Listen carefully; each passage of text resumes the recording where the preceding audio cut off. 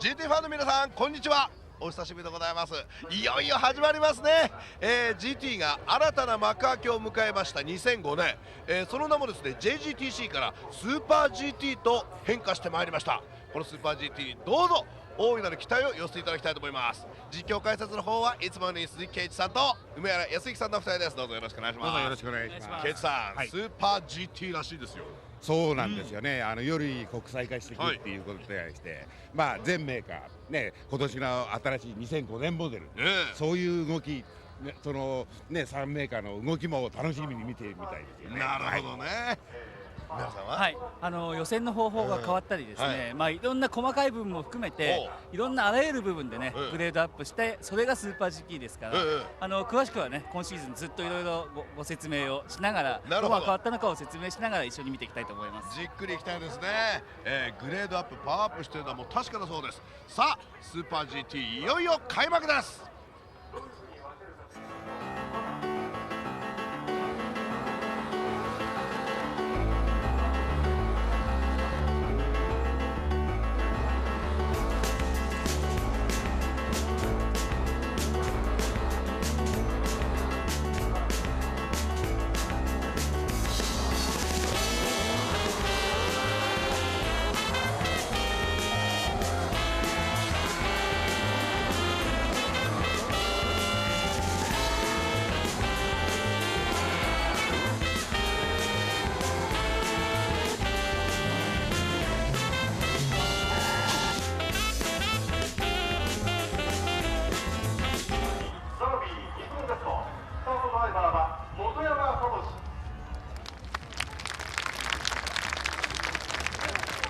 さあいよいよスーパー GT の開幕戦を迎えました。さあフォーメーションラップが始まりました。それではスターティンググリッドをご覧いただきましょう。まずは500クラスです。モチュールピットワーク Z ミハエル・クルムが叩き出しました。ポールポジションゲットしました。柳田がスターティングドライバーであります。そしてフロントローはザラビー・ニスモ Z3 連覇を狙います。イクリプスアドバンススープラ4番手、そしてエプソン NSX4 番手であります。3番手がスープラ。おっとここでちょっとノマドディアブロがフェラーリですね。フェラーリですね。スタートできませんね。それをこうかいくぐるかのようにして今300クラスがその脇を通過していきます。スタートができませんでした。フェラーリ。さあもう一度ご覧いただきましょう。500クラスポールポジションはモチュルピットワーク Z ミハエル・クルムが叩き出しました。柳田がそのスターティングドライバーです。ザラビー・ニスモ Z がフロントロー2番手3連覇を狙います。そしてイクリプスアドバンススープラ3番手、エプソン NSX が4番手であります。ゼントステルモスープラ5番手、オートマキス NSX6 番手、高田ドーム NSX、そしてダイナシティトムススープラと続きます。36号車 G ザックスハセミ Z9 番手、エスウルトラフロースープラ、イエローハットスープラ、デンソーサウンドスープラ、スープラ勢が10、11、12番手であります。13番手にカルソニックインパル Z、そしてレイブリック NSX が14番手、ダイナシティトムススープラ37号車が15番手、バンダイスープラピットスタートになっております。ノマドフェラーリ今発進できませんでした。さあおっとここで早くもスピンしておりますね。車があります。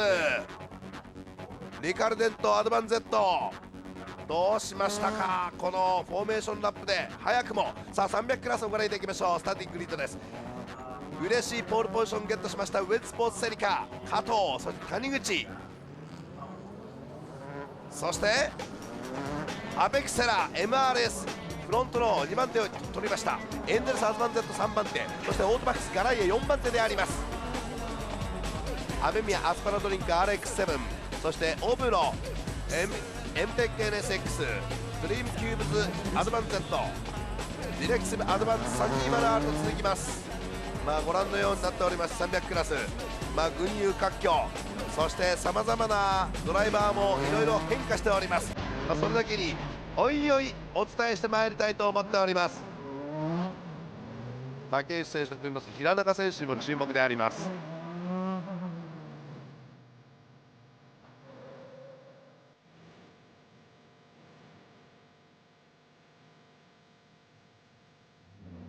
300クラスご覧のようになっておりますが、圭一さんいかがですか。そうですね。300クラスもすごい戦いが見られるんではないかなと思いますよね、今年も。ますます高まってまいります。さあいよいよ2005年の開幕戦、いよいよ始まってまいります。さあいよいよ500クラス300クラス混走のこの GT スーパー GT の開幕。さあ岡山で最初にチェッカーを受けるのは一体どのマシンでありましょうか。さあ柳田のこのポールポジションゲットした後のスタートが気になります。さあもう10ピットワークゼロ B、 あるいはアドバンスープラがエプソン NSX がさあスタートを送ってまいりました。インをついたエクリプス。さあどうでしょう、白くぶりが上がっておりますがどうでしょうか。2番手にアドバンが上がりました。エクリプスが上がった。これコースアウトしたのは柳田ですよね。これなんですよね、柳田。いやこれは圭一さんがですねおっしゃっておりました。心配していたことが本当になりましたですね。ただこの後300も来ますからね、あそこね。いやこれなかなか出られない。さあそんな中ザラビーが花を取りました。そしてその後にイクリプス、アドバン、スープラ。いやちょっとあまりのショック大きいですね、これ柳田選手。やはりこのね500のやっぱりスタートポールってすごく重いものがあるんですよね。今どうなったんですかね、それにいたしましてもね。いやものすごい緊張の中でのスタートだったということはお分かりになったかと思いますけれども、いやその中で第1コーナーに入っていった時はそれほどでもなかったんですが、ちょっとインを疲れたかなという格好はありましたけどもね。その後ちょっとこうもみ合いになりましたかね、あの中でね。接触があったんでしょうね。まだこの辺タイヤが温まってないんですよ。思うようにスピード加速がいかなかったのでしょうか、どうだったんでしょうか。さあザラビー、そしてエクリプス続いてまいります。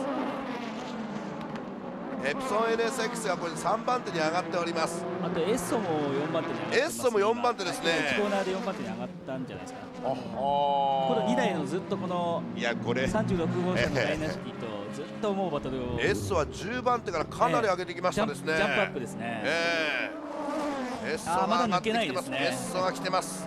その後ろにいるのが高木虎之介のゼントですね。ゼントスープラ、ゼントスープラも虎視眈々と狙っております。まさに虎之介。さあオートバックスの表情も見えます。 G ザックス、そして高田ドームも来ております。先頭行くのはザラビー、ニスモ Z、 その後イクリプス、アドバンスープラ2番手、そしてエプソン NSX。 順位上げてきてるのはエッソウルトラフロートですね。あとカルソニックも上げてきてますね。カルソニックも上げてきてますか。この辺はもう団子ですよね、本当のね。3番手ですよね。いや4番手か、4番手争いになってきております。また今走り出しましたね。今行きました。さあ砂をコース上にまき散らしながら今柳田が非常に苦しい状況の中で走っていかなければいけないという岡山の悪夢。ただこの今の砂利で結構後ろから来る車は危ないですね。危ないですね。かなり出てましたね今。さあご覧のようになっております。現在の順位、ザラビー Z、 そしてエクリプススープラ、エプソン NSX、 オートバックス NSX、 ダイナシティトムススープラ、エッソウルトラフロースープラということになっておりまして、現在ゼントが7番手ですね。G ゾックス8番手、高田ドーム NSX が9番手と、カルソニック Z は10番手です。これが300ですね。300です。300は坂東君のとこがウェッジスポーツがうまく抜け出ております。木下君、エンドレス Z が2番手に上がってきてますね。エンドレス Z 上がってまいりました。木下光弘、そしてアペックセラ MRS 2番手から3番手に順位を落としました。オートバックスガレイヤ4番手、ご覧いただきましょう。ここで一気に行きましたね。抜きましたね。エンドレスアドバン Z、 かなりこちらのエンドレスの方の Z は調子がいいという噂が伝わってまいりましたが、そんな中早くも2番手をキープしております。しかしウェッズスポーツうまく谷口君抜けました。さあインをつくガライア3番手に上がる。アペクセラを抜かしていきます。インから抜き去っていきます。3番手に上がってまいりましたガライア。ちょっとアペクセラ山ですね、はい、ちょっと抜かれついてますね。そうですね、2番手から3番手4番手に、ガライアにはね当然チームがほとんど一緒のチームですから、はい、行かせる体制を取ったと思いますよ。なるほど、はい、ガライア昨年の覇者、さあ今年は2連覇を目論みますガライア。オートマックスガライア現在3番手に順位を上げてまいりました。さあこちらは500クラスです。ザレミー・リスモゼット、そしてイクリプス・アドバンスープラと続きます。ザナビーが早くもトップに出てきております。やっぱり本山ライアンが強いのか。いやそれにしましてもまだ柳田選手のですねコースアウト、はい、砂煙の中に包まれたモチュールピットワークのマシーン、シーンがどうも頭から抜けきらないんですけども ね、まあ多分接触か何かあったと思うんですけども、ただね1周目は大事にいってほしかったですよね。何が何だか分からないうちにあの状態になってしまったというのが本当のところかもしれませんね。まあ GT の看板でもあります500クラス、そのポールポジションを初めて500クラス参戦でポールポジションスタートを切るというのはそれは大変な重圧でしょう。さあゼントが見えます。ゼントスープラ、高木トランスキが乗っています。ゼントスープラ、今日はこのゼントセレモスープラ高木トランスキがスターティングドライバーで後を立川裕二が受け持つという格好になりました。見えてなかったんですけど、エッソがずいぶん後ろに下がってるんですね。そうですね。何かあったのか。いつものように飯田明がスターティングドライバーです。エッソウルトラフロースープラ。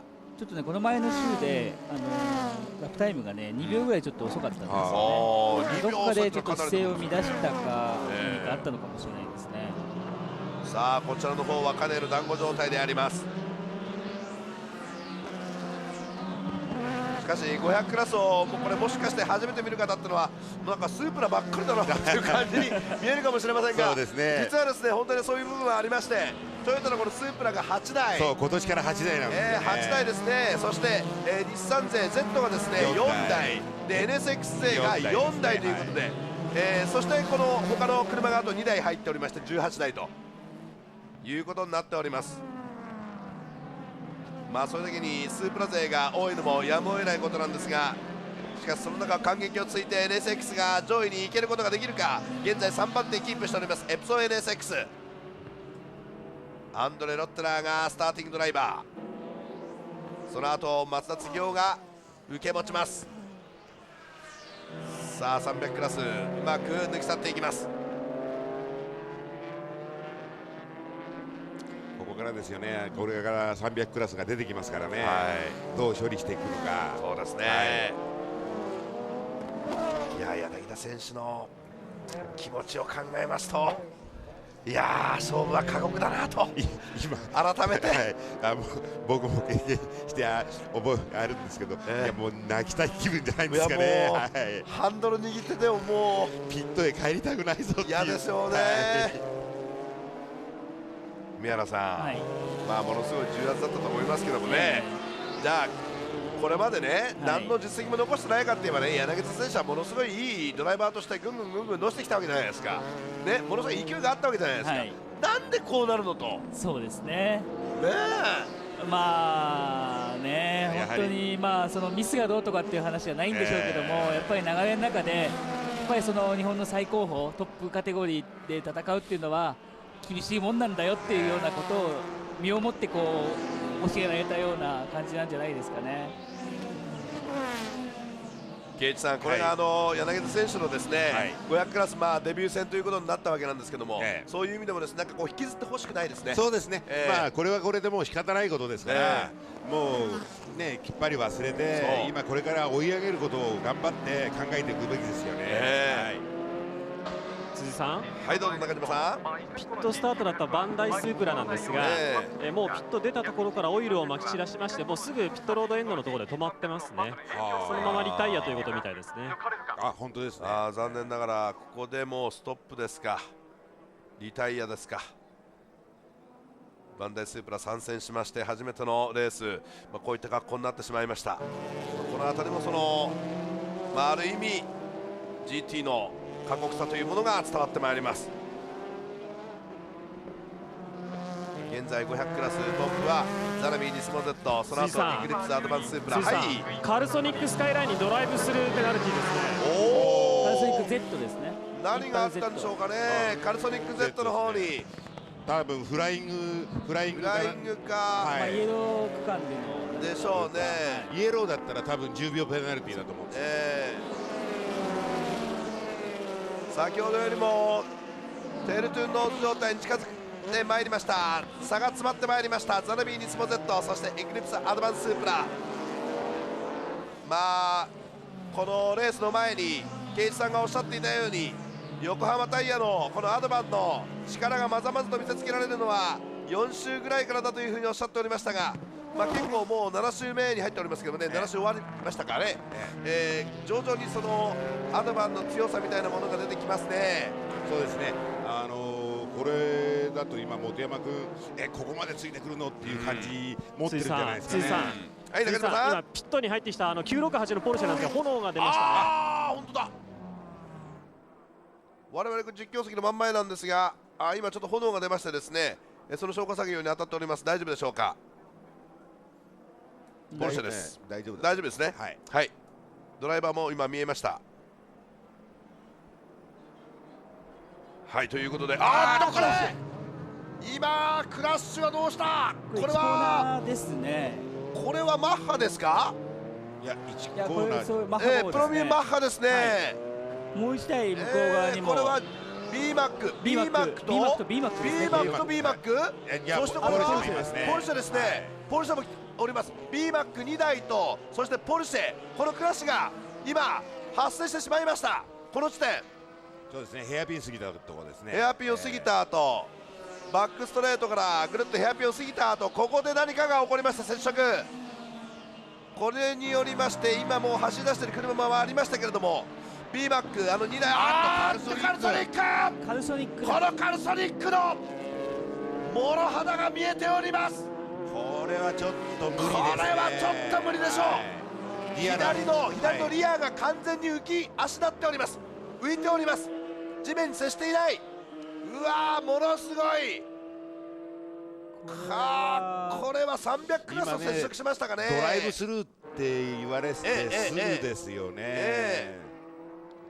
これちょっとリア足がいってるような。これは左のリアサスペンションがもう上に上がってしまってますので、ちょっとすぐ直すのは無理ですね。これは無理ですよね、ちょっとね。左のボディサイドに白いペイントが残ってますから、なんか白い車と当たったんじゃないですかね。と言いますと、B マックかマッハ号か。いやいや、それにしても300クラスとの接触であることは間違いないでしょうね。先ほどね、止まっていた各マシーンとの接触であることは予想できるわけであります。カルソニック、ここでほとんどリタイアに近い状態になってしまいました。カウルがちょっと砕け散っております。これね、カーボンだからね、怖いんですよ。これ危ないですね。さあ、どうやって除去しようかというふうに、おっとトップが変わった。500クラスザラビーをいつの間にかオーバーテイク。エクリプスアドバンススープラ、ここでトップに立ちました。ザラビー・ニスモゼット、2位にアマンジル、2番手にアマンジルおります。リト選手やりましたね。久々のね、アドバンがトップっていうのは、ここでは去年、一昨年にトップ見たことあるんですけども、久々のトップですよね。あとね、エプソン NSX も追いついているんですね。エプソン NSX もですね、いやもうぴったり3番手にピタッと来てますね。多分300が絡んだ時点で、どんどん追いついてきたっていう感じですよね。ですね、今これでスープラが前に詰まってるので、3台がこうギュッとこう接近したということですね。そういうことですね。まあ先ほど VTR 脇坂隆一選手も言っていましたが、この3つのそれぞれのマシンがですね、おっとこれ大丈夫か？大丈夫ですね。300クラスですね。300クラスの抜いてみてますね。やはりスープラ Z そして NSX というこの三つどもえの戦いが早くも見られております。早くも見られております。 NSX がここまでやってきたんだぞということをまざまざと見せつけることがこの岡山でできるでしょうか。さあエプソン NSX 3番手虎視眈々とトップを狙っています。エクリプスアドバンススープラがトップ、その後にザラビーリスモ Z3 連覇を目指す本山ダイアン、この2人が操ります。ザラビーリスモ Z、 現在は本山が今ステアリングを握っております。さあそして3番手がエプソン NSX アンドレ・ロットラーが3番手。これオリド君頑張ってますよ。いやー素晴らしい、これは走りですよ。タイヤにも自信持ってましたからね、今回は。横浜のアドバンがいよいよこの正真正銘のアドバンだというところを見せつけようという、そんな時が近づいているのかもしれません。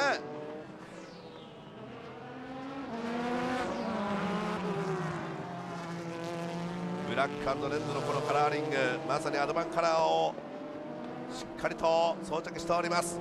このマシンイクリプスアドバンスープラ、ザルビーリスモ Z が2番手、3番手にエプソン NSX500 クラス、ちょうど今300クラス、そして今300クラスのトップ、ウェッジスポーツとセリカとですね、これランデブー走行かという格好ですね。オリド君はすんなり抜けたんですけども、ここでも本山君引っかかってしまうんですよね。そうですね、これもうオリド君に有利なんですよ。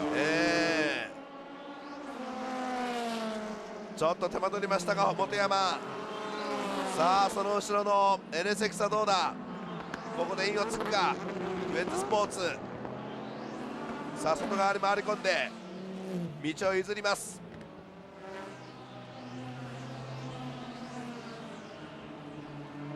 300クラスのドライバーはまさに葛藤との戦い、少しでも前に行きたいという気持ちを抑えながら500クラスが来ますと道を譲らなければいけないという、こういった矛盾の中にも身を置いております。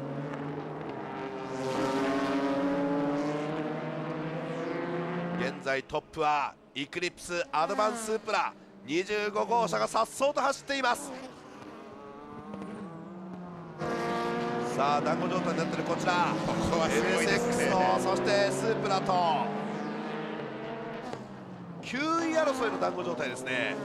そうですね、はい、高田ドーム NSX、 そしてレイブリックがおります。連想とちょっと接触したか、接触きましたね。さあそして向こう側にはダイナスティでしょうか、イエローハットも見えます。ものすごい集団ですね。ものすごい集団になっています。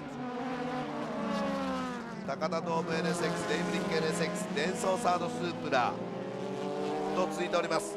9番手、10番手、11番手でダイナスティですね。そうですね、ダイナスティで37号車ですね。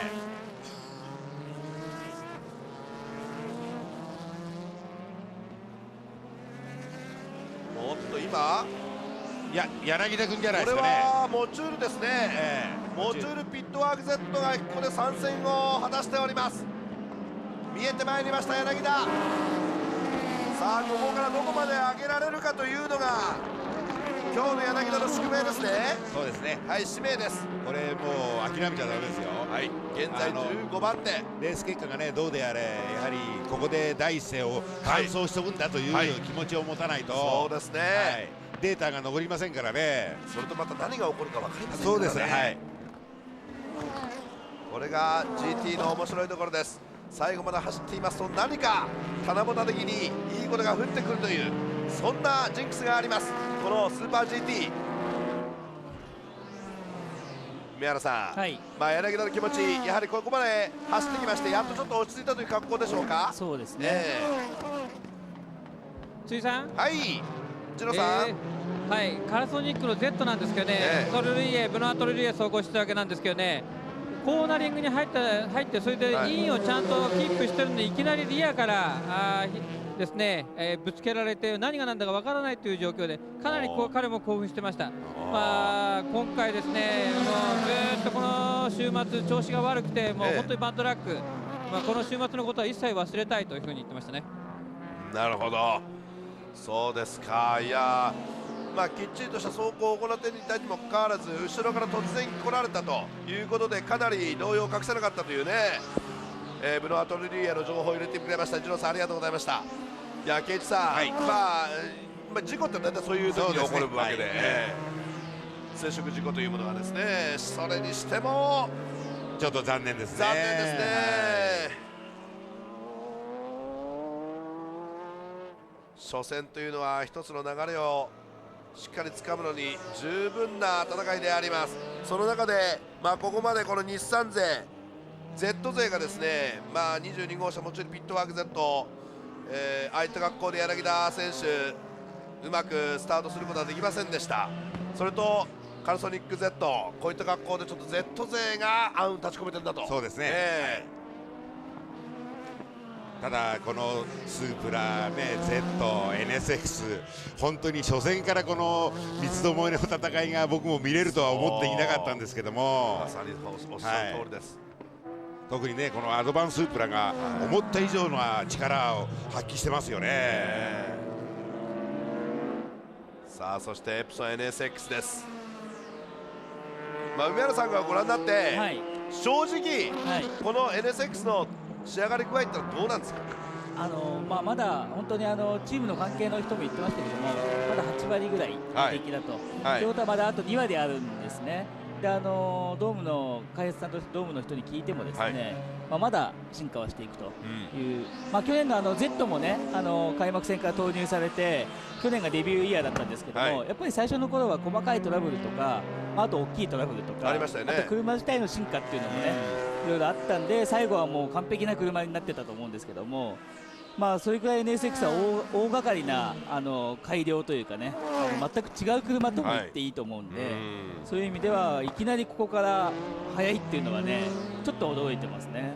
なるほど。あとね、辻さんね、一つ、車も三つどもえなんですけども、これタイヤ3メーカー、3メーカーなんですよ、これ。ね、今、横浜タイヤ、ブリヂストンタイヤ、ダンロップタイヤ、これも考えると、すっごく面白いですよね。いや、32号車、このエプソン NSX がブリヂストンからダンロップに変えたと。ダンロップに初めて変えたんですけども、中島さんとしてもですね、第A弾をですね、決定したわけで、こんな中でのそのダンロップタイヤの仕上がり具合っていうのも大変楽しみですね。この今までね、このタイヤの3メーカーがこういう戦いって今までなかったわけですよね。なるほど、それも500クラスの方でね。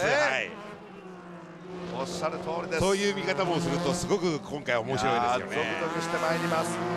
そしてこの、メーカー、タイヤメーカー、さまざまな人間たちが一生懸命日々努力をして、そして血と涙、もう本当に愛の結晶が今ここ岡山で花咲いているわけであります。そういう意味ではこの今300クラスの方もトップ4台は全部違う車種なんですよね。そうですね、セリカでしょ、そしてこれは Z です。ガライアに RX7 が徐々に4番手キープしておりまして、ガライアを今テールトゥーノーズ状態。本当はねセリカが1つ抜けてるんで、やっぱりどんどん引き離していきたいところなんですけども、決定的には引き離せないんですよね。なるほどね。であとの3台はもうほぼテールトゥーノーズ状態なんで、なるほど、もうこの4台が全部バラッとこうまた順番にいつ入れ替わってもおかしくないような状態ですよね。この4台の後はちょっと離れましたね。そうですね、ドライバーを見てもこの4名のドライバーってすごいドライバーたちですから。そうなんですよね。常にトップ争いを、常に経験しているドライバーですから、この4人のこの、バラエティーな運転の仕方っていうのも一つ見る方法としたら面白いですよ。そうですね、現在、ウェイスポーツセリカが谷口選手、エンデルスアズバン Z は木下光弘選手、ガライアは新田森生選手、ご覧のように、ご存知のように、現在その300クラスで10回の優勝でした。11回です。11回、圭一さんを抜いて、11回の優勝を経験しております。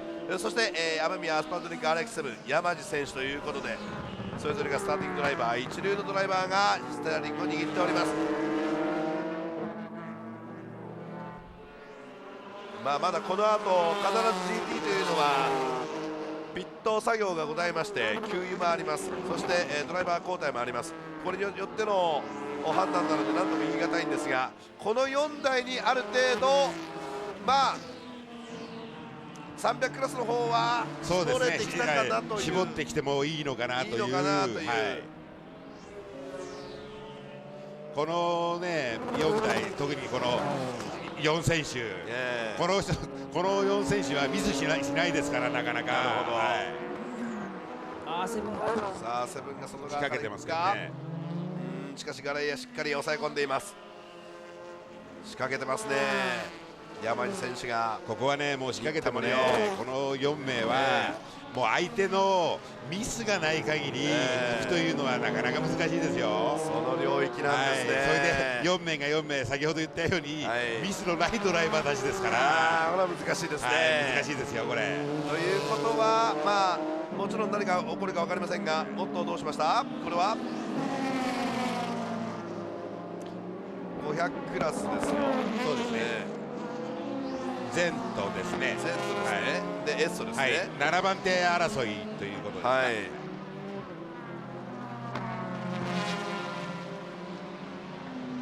7番手争い、スープラ同士で7番手を争っております。ゼントが高木虎之介がいよいよ GT に参戦してまいりました。ただだいぶタイム差が詰まってきてエッソが今追い上げているということですね。飯田選手はね、もう本当に GT 使いですからね、ちょっと順位を落としましたけども、また追い上げてきているということですね。F1 乗った、そして IRL を乗ったこの虎之介選手、高木虎之介選手のこの気持ちっていうのは、今回この GT に関して圭一さん、どのように推測されましたか。そうですね、ちょっと聞いた話ではだいぶ楽しんで乗ってるというから、これからもっともっとどんどん慣れていくんではないんですかね。どうなんでしょうね、フォーミュラカーとこの箱の車 GT のですね、乗り方いろいろあると思う、違うと思うんですけれども、そういう部分では全く、特に今のこの GT、スープラにしろ Z にしろ、NSX にしろ、もうほとんどフォーミュラと考えていいと思います。なるほど。そういう面には運転する方には、あんまり不安はないんではないでしょうかね。さあ盛んに飯田明がけしかけます。煽っていきます。飯田君も抜きたくてどうしようもないんですよね。なぜかというと、今虎之介君だけが30秒に落ちてるんですよ。で他は28秒台ですから、遅いんですね。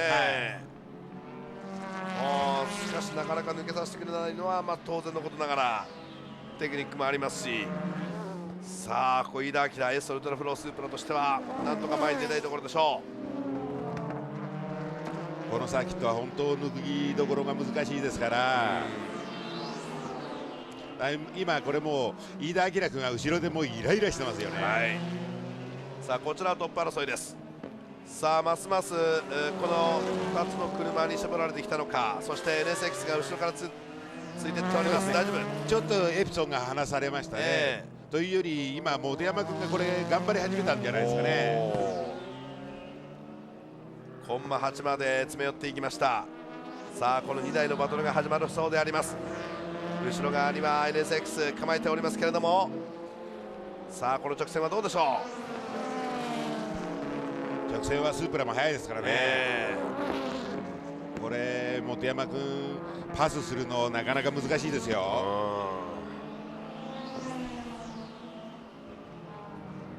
300クラスが出てきてくれて、それをうまく利用することが一番のパスしやすい方法なんですけども、しかし開幕戦をなんとか白星で飾りたい新しくなったこのスーパー GT、 その初代チャンピオンに輝きたいというところは誰もが持っているでしょう。さあ今20周が経過いたしました。82周してまいります、この岡山国際サーキット。まだまだドラマはこれからですからね。ここからですね。もう本当にこのスーパー GT だけはチェッカーを受けてみないと僕らもわからないですから。全く分からないですね。でこの混走というのがですね一つのやっぱりキーワードなんですね。はいそうです、500クラスにとってもなかなか抜けないのをうまく抜いていかなければいけない。300クラスは抜かしながら自分のバトルを展開しなければいけない。この難しさがあります。さあ現在の順位、500クラスはイグリプスアドバンスープラがトップを走っておりまして、その後ザナビー、ニスモ Z、 本山が食らいついています。そしてエプソン NSX、 オートバックス NSX が4番手、ダイナシティトムススープラ5番手36号車。以下ご覧のようになっておりまして、スープラ勢が目につきます。今回8台を投入してきておりますスープラ勢。日産、ホンダとも4台ずつ。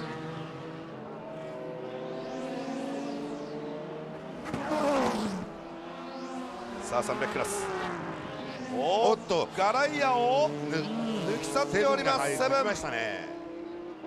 セブンが抜いております。じゃあちょっとご覧いただきましょう。ここですね。そうですね、バックストレートのヘアピンのところですね。ギリギリでうまくかわしていきました。抜くとしたら あそこしかないですから、抜くポイントはもうあそこですよね。山地選手やりました。さあ3番手に上がってまいりました。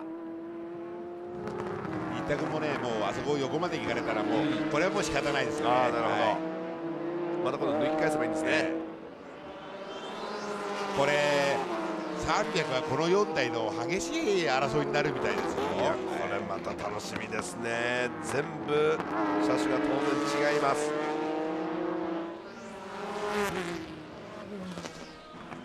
でましてやこれ初戦というのはケイチさん、ドライバーもそうでしょうし、チーム全体がですねウェイトハンデってものがありませんから、もうイコールコンディションですから、自分たちがやってきたことの結果っていうものがどういった格好で評価されるのか、そうです、これを如実にですね、アピールしたいところですよね。もう当然ですね、第一戦というのは大事ですよ。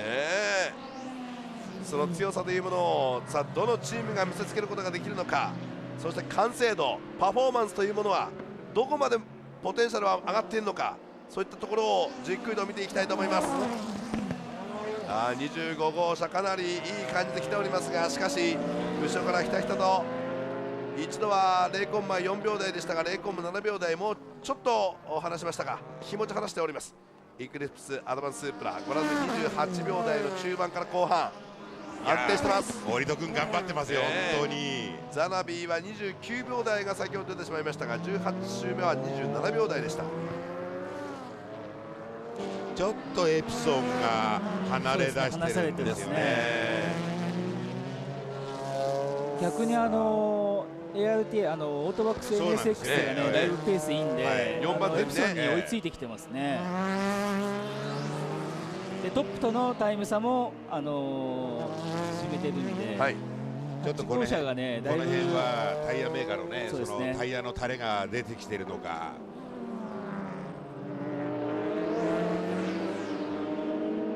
タイヤメーカーの戦争というふうに言われております。ただね、ダンロップさんも今回 NSX のタイヤ作るのっていうのは初めてですから、まだまだ開発これからだと思うんですけども。そうですよね。さあここでセブンが前に出ました。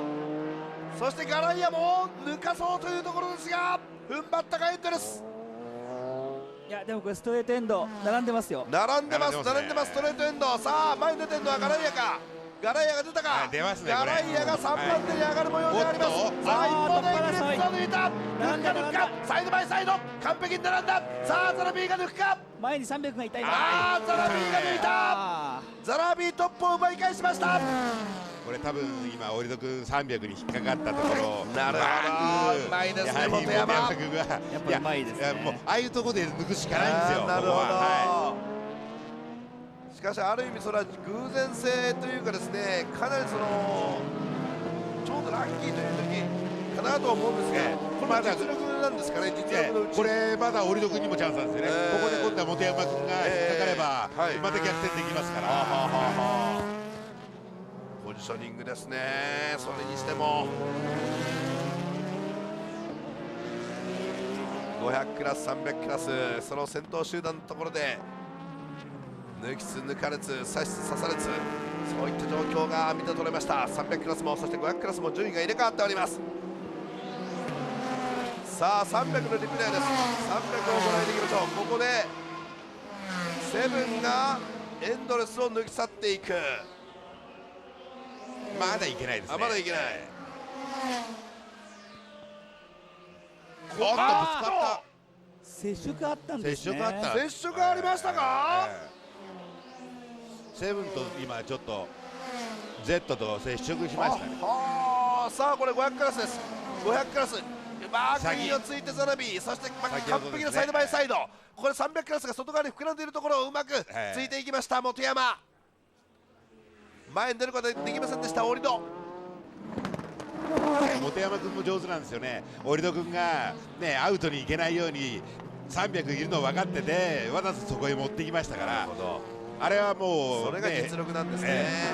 技ですね。技ですから、もうあれは技ですから。あれがテクニックか。なかなかできないことをしますね。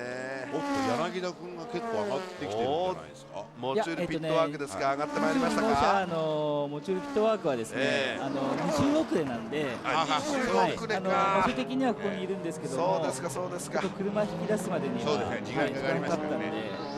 でもいいんですよ、これはこういう経験を、もう抜く経験もすればいいし、そうですね、500クラスでね、次のレースのための準備だと思って、一生懸命頑張ってほしいですよね。はい、S が前に出てますね。S ウルトラフローが前に出て、ちょっとゼントセルモスープラにみんなが引っかかっているというような状況ですね。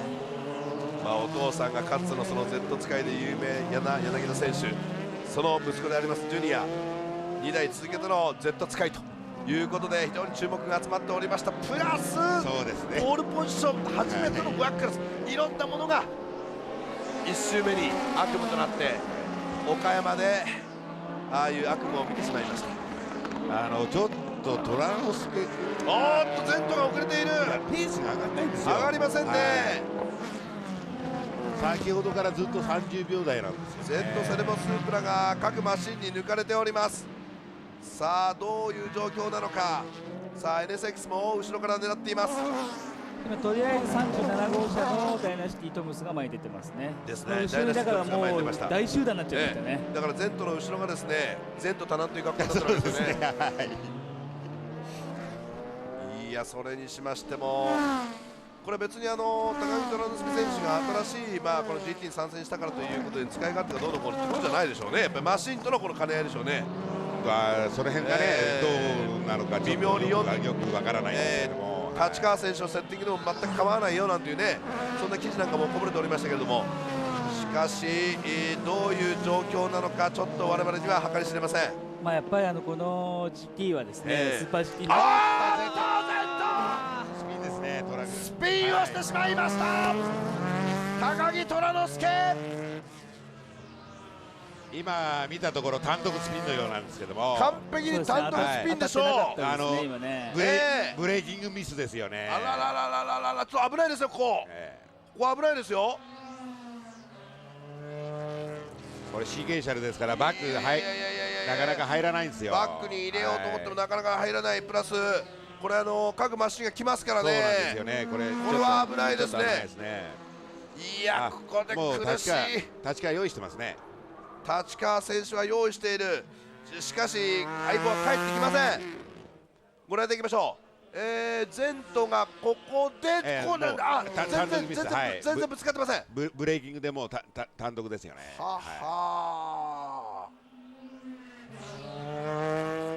若干の心の動揺を否めなかったこの高木虎之助。あそこで単独スピンとなってしまいました。その脇をくぐり抜けるようにして各マシン300クラスのマシン、そして500クラスのマシン、トップが今行きました。これ300クラスのトップ、500のトップ、500のトップも後ろにおります。今抜き去っていきます。300クラスのトップをウェンズスポーツセリカをザラビニスモ Z が抜かしていきます。500クラスのトップです。後ろからエクリプスアドバンゼスープラ、そして3番手がちょっと時間かかりましたエプソン NSX、 4番手はオートマックス NSX でしょう。先頭セレモスープラの状態が気になりますがどうでしょうか。あそこで後ろから追突されなければいいんですけどもね。変わってますね。ここでガライアですか、これは。これガライアですね。ガライアがガライアですね。今ガライアですか、3位ですね。はいこれ300クラスですね。まだ3位はエプソンですね。さあ300クラスご覧いただきましょうか。ウェッジスポーツ、そしてセブンでガライアですね後ろがガライアとなっております。で Z ですね。はい、Z、ここに来てますね。 Z の後はガライアと。いや、NSX です、Z の後は。はい、というより500の、失礼しました。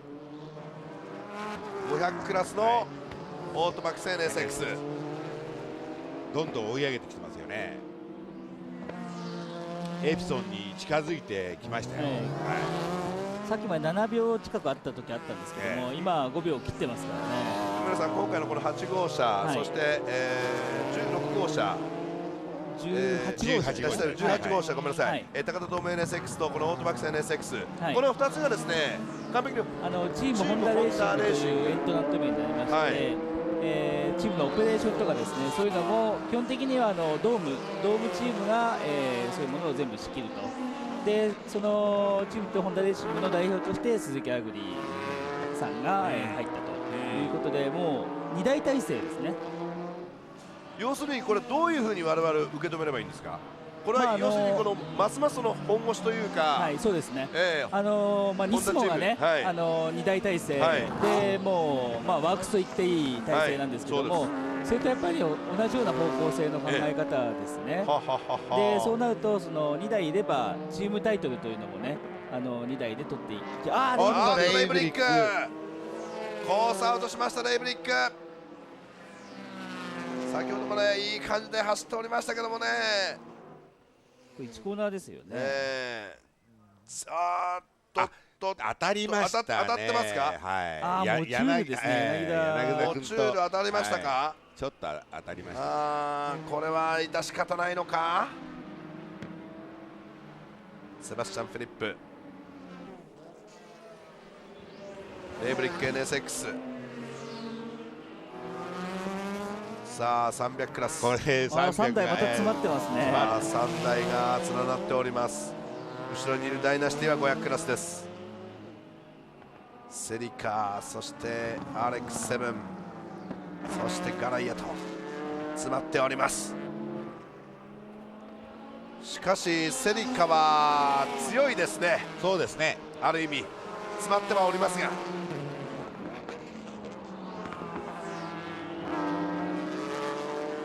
谷口選手とそして加藤選手のタッグでもって今回のウェッジスポーツセリカは戦います。ここで300の方はね、木下君がちょっと遅れ始め、先ほどの接触で何かちょっと不具合が出たような感じが見受けられますね。あの時は、どの車と接触したかというのはセブンです。セブンですかね。セブンのフロントとちょうど木下君が Z のリアと右のリアですよね。ちょっとパーツが飛んでたんで、なんかこう左右がこう入れ替わるような格好で上下しまして、前後しましてですね、それでちょっと当たってしまったような気配がありましたが、この300は完全にこの3台で団子になりましたよ。団子になりました。さあ後ろから来てるのは G ゾックス500クラスの Z です。さあウェッジスポーツセリカ、そしてセブンが2番手、ガライアが3番手。去年の覇者は総合チャンピオンガライアでした。嬉しい優勝を飾りました新田森生。300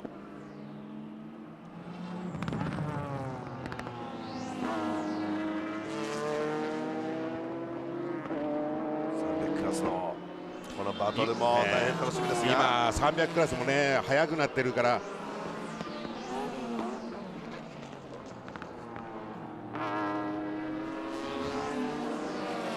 さあ300クラスのバトルをご覧いただいておりますが、これは500クラスの G ゾックスです。ウェッジスポーツセリカセブン、そしてガライア、ちょっと膨れましたがガライア、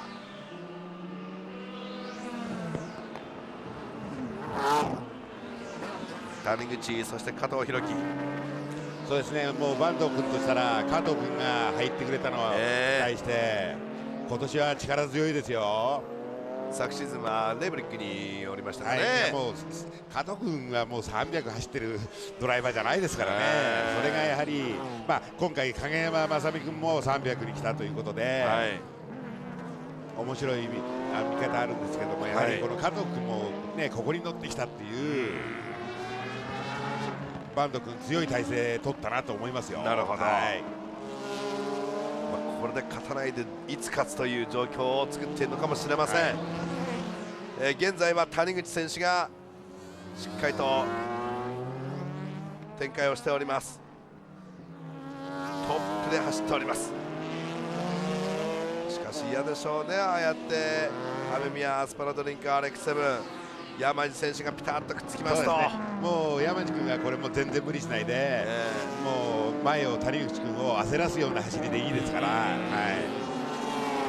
まあこの後まだ長丁場ですからね、じゃあこれは500クラスですね、はい、失礼しました。エストですね、エストですね、はい、今7番手走行ですね。山地、イーリとスイッチしていきます、この後。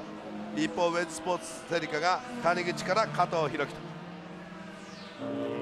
先ほどお話が出ました影山正美選手はこの後エンドレスアドバン Z 木下選手から受け継ぐという格好になります。ガライア接触があったガライア出てしまった。さあ新田森を挽回すべく今すぐに戻りましたけれども、それにしてもグラベルに捕まってしまいました。ちょっとその手前のコーナーからちょっと離れてたように、そうだったんですかね、今ね突然左に外れましたからね、レクリスですか、レクリスが上がってきてる、そうですレクリスが今5位ですか。レクリス5位ですよね。4位ですね、4位に上げましたね。でガライアがその後ろですね。はい、はい、そしてレクリスとちょっとなんか工作があったのかもしれないですね。まあ戻れてよかったですよね。そうですね、まだここからチャンスはあります。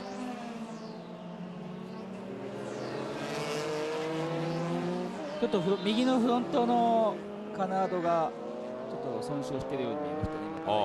ガライア、はい、ちょっと接触があったんですね。これ500のトップですよね。さあ500のトップ、いやまたオリド君頑張ってますよこれ。離されておりません。ガライアピットイン、ガライアピットインですね。ここでドライバーも変えますか。いや、はい、ドライバー用意してます。ドライバー変えますか。新田森生から高木真司変えますね。これ今31周が終わったところです。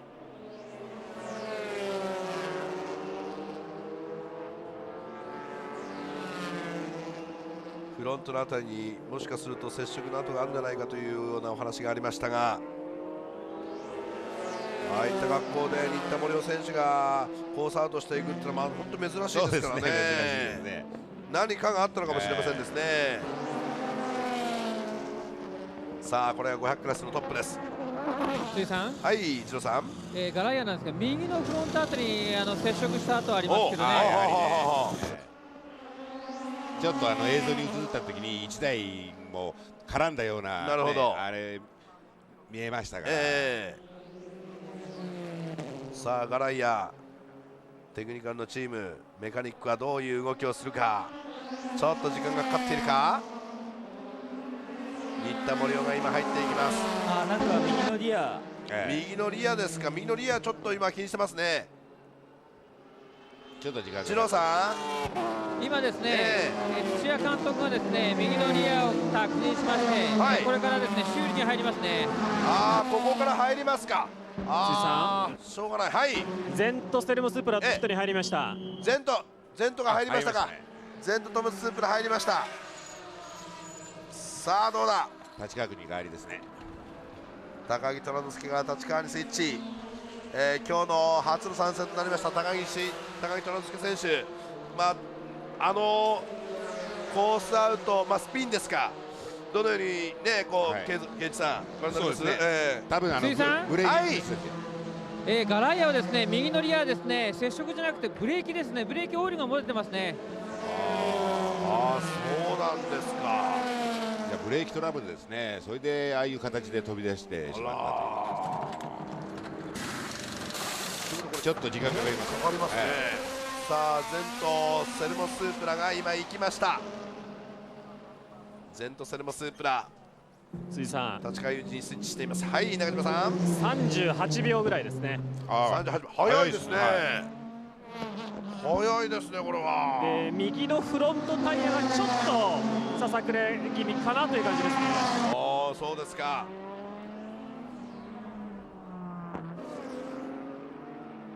さあ乗り慣れた立川雄二、2005年は彼にとってどういう年になるんでしょうか。この3番手争い、ARTA オートバックス NSX がだいぶ接近してきてますね。エプソンの後ろにいもう真ます後ろにね。来てますね。オートバックス NSX、高木虎之介から今スイッチしました立川選手ですけども、高木虎之介選手に関しては梅原さんはどんな印象ですか。やっぱりこのレースはね、300クラスとの混走もあって、抜きながらバトルをしていかなきゃいけないっていうのがあるんでね、虎之介選手はこういうレースはまだ今までは十勝24時間にちょっとだけ出たことはあるんですけども、このシリーズ参戦はないんでね、ちょっとやっぱり慣れるのに時間かかるのかもしれないですね。エプソンが入りましたね。今エプソンが入りましたね。ここで多分オートバックスの NSX とやり合っても仕方ない、じゃあ早めに入れてしまえという考えだと思いますよ。あとタイヤのその方向性とかもの問題もあるかもしれないですね、ひょっとすると。ダンロップタイヤに書いておりますからね。エプソン NSX 入りました。エプソン入りました。辻さん、はいエプソンは全然用意してなくて急に出てきましたね、ピットのクルーが。ということはどういうことなんですかね。なるほど、予定外のこれはピット作業という格好になりましたが、すぐに対応しております。さあ中島監督の表情はどうでしょうか。ちょっと大丈夫か。分かったぞ。タイヤを変えてまいりました。今シーズンからブリヂストンからダンロップに変えてまいりまして、何か一つの勝負に打って出たという感があります。エプソン NSX、 中島レーシング率います中島監督、その表情はどうでしょうか。さあこれで出ていきました。47秒近くかかりましたですね。ちょっとかかりましたね。きちんとやはり試作してなかった。いやいや、そりゃそうですよね、スタンバイできないとね。ということはこれある意味ドライバーズ判断で入ったってことですか。いやそういうことはありえないと思うんですけども、ありえないですよね。この後のこの辺りのその見えないところが非常に知りたい、そんな気持ちいっぱいです。さあオートバックス NSX 3番手に自動的に上がっております。エプソン NSX が早くもピットインしましたので、こういった状況になっています。ここはねラルフ・ファーマンですからね。そうです、オートバックス NSX 今回久々の登場という格好で2002年に乗りましたかね。そうですね。辻さん、Z1 台入ってきたんですけど、用意はしてないのはこれペナルティーですか。これペナルティーですね。そうです。ドライブスルーペナルティーが出てますね。ドライブスルーペナルティー、先ほどの多分1コーナーの接触ですね。レイブリックとの接触でドライビングスルーペナルティーかもしれませんね。なるほど。その辺はっきりしたことはよくわからないです。今日はある意味踏んだり蹴ったりの状況であります。柳田選手、イエローハットスープラも入ってます。入りましたね。やっぱりダンロップ勢はちょっと早めに入るそうかもしれませんね。辻さん、300でもですね、カーナンバー10ジム・ゲイナーですね、それも入っても大変エッソウルトラフロースープライーダーキラ、ここで止まってしまうのか。ヘアピンですね。ヘアピンの場所まだ動いてますけど、イクリプスも入った。イクリプスも入りました。今入りましたね。イクリプス入りました。さあ先頭重要なこの位置を占めておりましたイクリプス。さあここで急に入ります。ぐーっと入っていきます。このピットに入り方難しいですね。この岡山国際サーキット、いやそれにしてもエッソはどうしたんでしょうか。飯田さあ25号車、今回こそ優勝と、今回こそ勝利の雄たけびを上げたい、そのためには重要なこのピット作業であります。メカニックが一気に集中する。さあどこまで入れたか。はいどうぞ。ダイナシティトム・スープラの36号車も入ってますね。はいはい、それからジゾックスのハセミゼトも間もなく入ります。なるほど。いやここで出ました。42秒7。まあまあですね。はい。42秒7。それほど速いというわけではありませんが、めちゃくちゃ遅いという状況でもありません。鈴木さん、トムスのスープラ、多分すごく速かったと思いますよ。速かったですよね。36秒ぐらいじゃないですか。一緒に出てきましたね。これ36号車ですか、ダイナシティ。36ですね。おー、ダイナシティの36。土屋武史からジェームズ・コートニーにスイッチしております。一方のイギリスアドバンススープラ、ドミニク・シュワガーがオルドから受け継いでいます。ピットはただいまレイブリック NSX が入りました、はい、レイブリック入りましたか。その後ですね、高田の準備はもうすべてできてます。なるほど。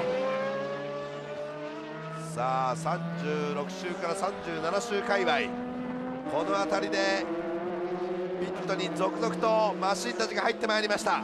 さあジーゾクスです。ジーゾクス、金石からコマスにスイッチ。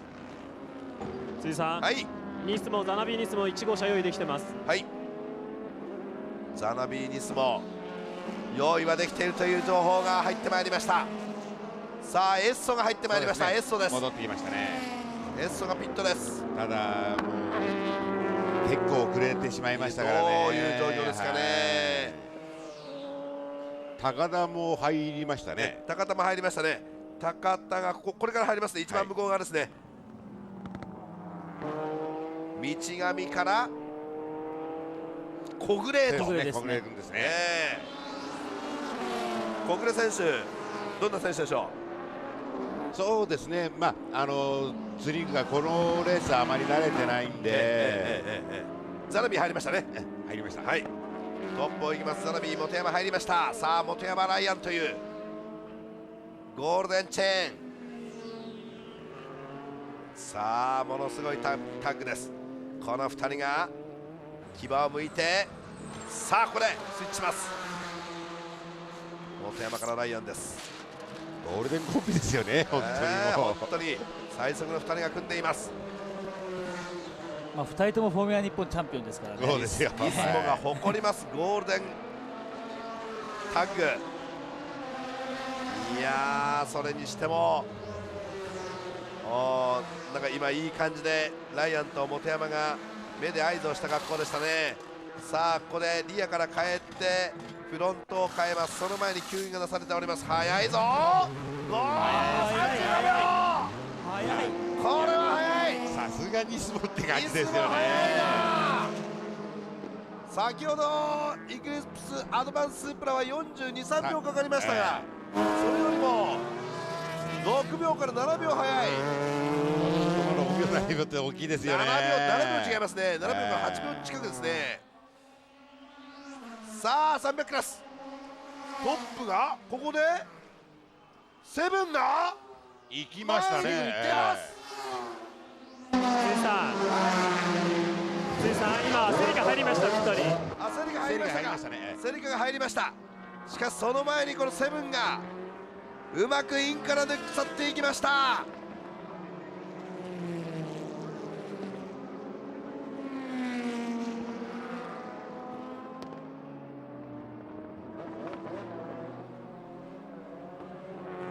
そしてこのウェンズスポーツセリカが、ずっとトップを走っておりましたが、2位に甘えたところですぐにここでピット入りました。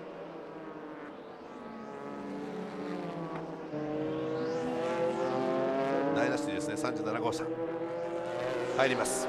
片岡から山本。本山君のところはきちんとトップを守ったままレースに復帰できましたよね。はい、35秒という早技ニスモチーム。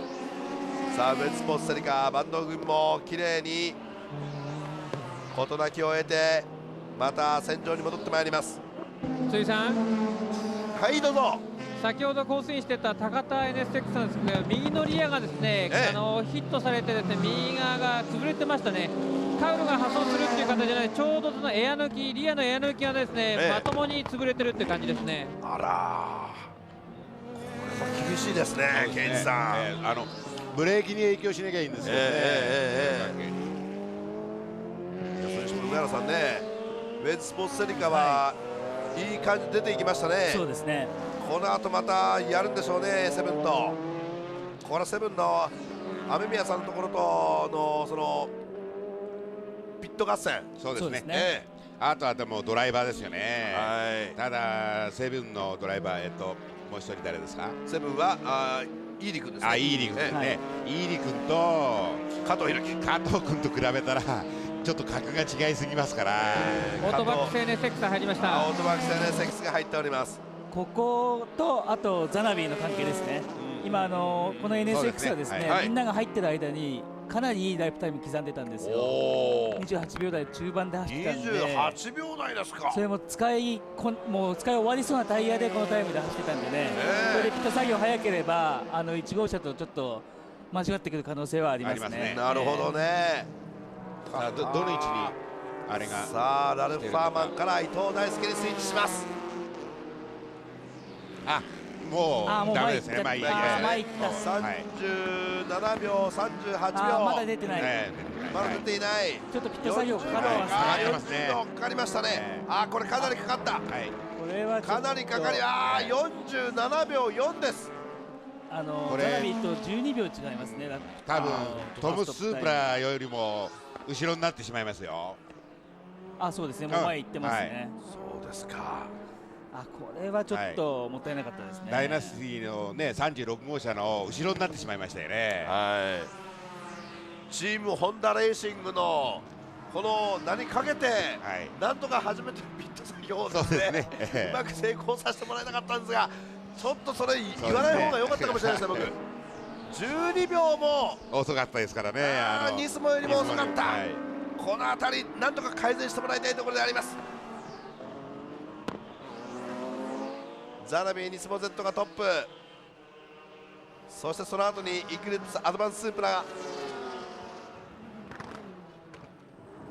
さあ後ろにエプソンですね。エプソンがまだね、エプソンタイヤ温まってますからね。アウトラップですね。ピット作業が終わった後のその出てからの1周目、アウトラップ。エプソンにも行かれてしまいましたよね。柳田君がピット入りましたね。柳田入りました。昇進の面持ちでピット入りました。柳田からミハエル・クルムにスイッチ。これも経験ですよ。もうその場にいることさえ非常に針のむしろ状態になっていることかもしれません。しかしこれにくじけることなく柳田選手お疲れ様でしたと肩を叩いて差し上げたいと思います。どっと疲れましたか。ただね、ソフト系のタイヤだったのにずいぶんね持ちましたね。ちょっと肩を落として今入っていきます。もうちょいでピットワーク Z、ちょっと周回遅れでもありますのでね、正確な、このレース場に出てコース上に出ても、最後尾かというふうに思われますけれども、柳田選手、どんな言葉をかけてあげたいですか、ケイチさん。そうですね、もうこれ、もう気にしないで、このことは忘れて、次のレースのことをもう考えるべきですよね。次のレースのことをぜひ考えてもらいたいですね。もうこのことでね、くよくよしてても仕方ないですから、そういうことです。もう次の2戦目っていう、もう2戦目は頑張るんだっていう気持ちで言ってもらいたいですよね。皆さんご承知かもしれませんが、2戦目は新しくなった新コースに生まれ変わりました富士スピードウェイが舞台であります。もうそんなところに気持ちを馳せるぐらいのその図太さが欲しいですね。そうですね。さあレースの方に戻ってまいりましょう。ザナビーニスモ Z、本山からバトンを受け取りましたリチャード・ライアン。鈴木さん、はい、今柳田選手ヘルメットを取るまでにものすごく時間がかかってですね、壁に向かってでしばらくちょっとこう目のあたりを拭いてからという感じだったですね。やっぱりよっぽど悔しかったでしょうね。悔しいですよ、悔しいですよね。自分にのしかかる重圧、それはある意味重圧イコール期待ということにもあったわけで、それに応えられなかった自分が本当に情けなかったかもしれません。さあ入りました。雨宮さんのところはどうなんでしょうか。雨宮スパラドリンク RX7。 さあこのピット作業に時間をかけずにいきたいところであります。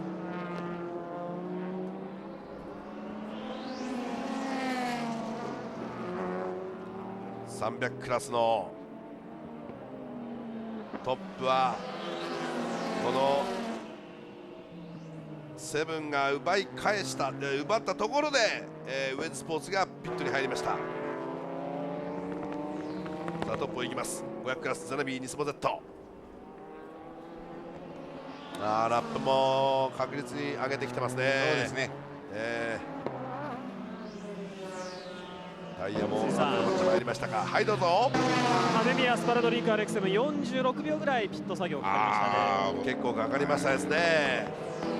やはり燃料燃費も悪いということなんですかね。今セリカが前行きましたね。セリカが前行きました。向こうがあります。これでアウトラップまた離されていきますね。離されながら、さあウェンスポーツセリカ、その後ろ姿を見ながら今雨宮アスパラドリンク RX7 イーリ選手がハンドルを握っております。さ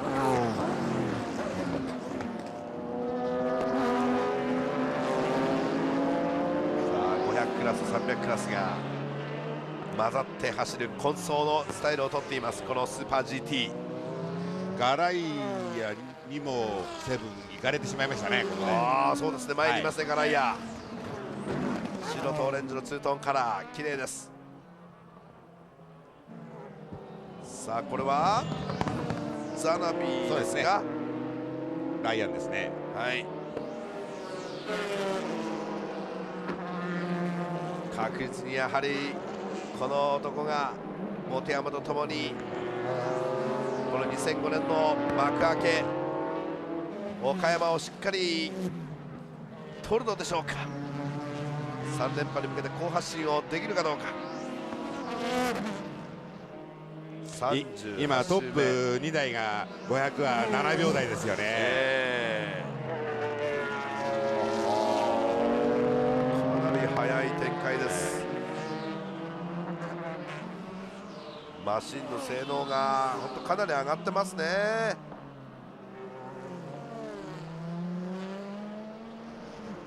Z そしてスープラとも1分27秒台。さあドミニク・シュワガー、ここはねシュワガードミニクに頑張ってほしいですね。このままいけばもう表彰台はね確実に登れますから。なかなかいいペースで走ってますよね。そうなんですよ。しかし昨年ぐらいからこの25号車の姿がですね、トップ集団にいつも顔を覗かせているという状況が見え隠れしておりました。いいところまで行ってなかなか結果が出なかった、その結果をやはり初戦で出していきたいですね。そうですね。その意味で今ケイさんがおっしゃったように表彰台という一つの結果、これに邁進してもらいたいと。もうタイヤの開発もうまくいってきてますからね。ここまでやはりねトップ争いできるという車になってきたわけですから。ということですよね。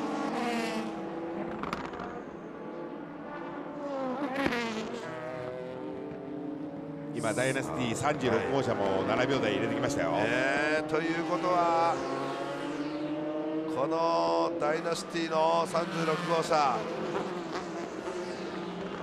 今キーゾックスがオートワークス NSX に行きましたね。行きましたね。コマス。そうですね。さあじりじりと順位を上げてまいりました。現在5番手ですね。そうですね。5番手に上がりましたね。5番手に上がりました。コマスがね変わってからね、かなりいいペースでいってたんですよ。26秒台とかをね出すようなペースで26秒台ベストタイムありますね、出してたんで、でも急に上がってきてますね。これはすぐ前のエプソン NSX にも追いつきますね。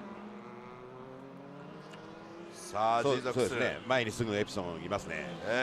そうすると4番手ですね。さあこれ一気に駆け上がるか。辻さん、はい、柳田正孝選手にお話伺います。お願いします。悔しい。そうですね、スタートした直後に、ちょっと誰かに後ろ当てられちゃってスピンしちゃってコースアウトしちゃったんですけど、これも、多分自分の甘さだと思うし、もう誰に当てられようとちゃんと戻ってくるのが僕の仕事だと思う。チームのスタッフ、もちろんチームメイトみんなにも本当に申し訳ないですね。1戦目なんでね、こうやって無事に戻ってくることが僕一番大切だと思ってて、それを目標にやったことがもう1戦目からできなかったのはすごい悔しいです。でも帰ってきてから素晴らしい走りでしたから、次頑張ってください。帰ってきてからコースに帰ってきてから素晴らしい走りでしたから、次のレース頑張ってくださいね。そうですね、はい、まだ、始まったばっかなんで、次から頑張ります。お疲れ様でした。結構参ってますね。悔しさを言葉にするのもまだまだ言い足りないことばっかりというね、そんな感じで何事もなくいい経験したんですからいいんですよ、これで。本当にね、まだまだこれからのドライバーですからね。何かを達成する人っていうのはこのジャンプすることがあるという、そのジャンプをするためには必ず1回しゃがまなければいけない、そのしゃがみが今なのかもしれないですね。失敗はいいんですよ、それを乗り越えていけばいいんですから、失敗するために強くなっていきますよ。ですか、しかし梅原さんね、このレーシングドライバーという家業もですね、やはりこのプロのやはりアスリートですから、そういう意味でね、この結果がねもろに出るでしょ。もう僕らの世界ではなかなかないですよね。そうですね、本当にもう順位もついちゃうし、もういいかダメかって出ちゃいますからね。出ちゃうんです、だからそれをまた取り返すのも今度は栄光に浸らなければいけないという状況があって、柳田選手、その中に まさに今プロのレーシングドライバーになって一つ大きなステージ乗り越えてもらいたいですね。さあそんな中 G ゾックスがひたひたとコマスが来ています。エプソン NSX、 辻さん、G ゾックスはピット作業がねものすごくやっぱり早かったんですよ。早かったですか。これだいぶ挽回してると思いますけれどもね。なるほどね。あとなんとなく思うんですが、圭一さん、やっぱりこうピット作業、そのメカニックのですね、その素早い動きっていうのが、なんかこうものすごくいいリズムを生みますね。そうですよね、これ本当にね、コース上でじゃあ5秒詰めてこいって言っても、これ絶対難しいことですから。これは今セリカがエブロ M テック NSX がパスをしたってことですね。パスをしたんですね。前に出てますね。ということは、いやこれ順位はどうなるんでしょう。順位はどうなんですか、これちょっとわからないんですけど、ちょっと今確認してみましょうね。確認作業今入りましたんで、さっきでもうピット作業は済んでるんで、多分ドイツ周回だと思うんですけど、ただいつの間にか出てきましたですね。さっきそうですよ、さっきピット入ってましたから、この周回ですね。 M の M テック NSX、 今細川選手がどうやって来てるはずゼロ号車ですね。はい、黒沢春樹選手から細川選手にスイッチしていると思われますが、さあウェイズスポーツセリカ、現在の順位がトップではなく2番手なのかどうなのか。今何台かピットに入ってない車はあると思うんですけれ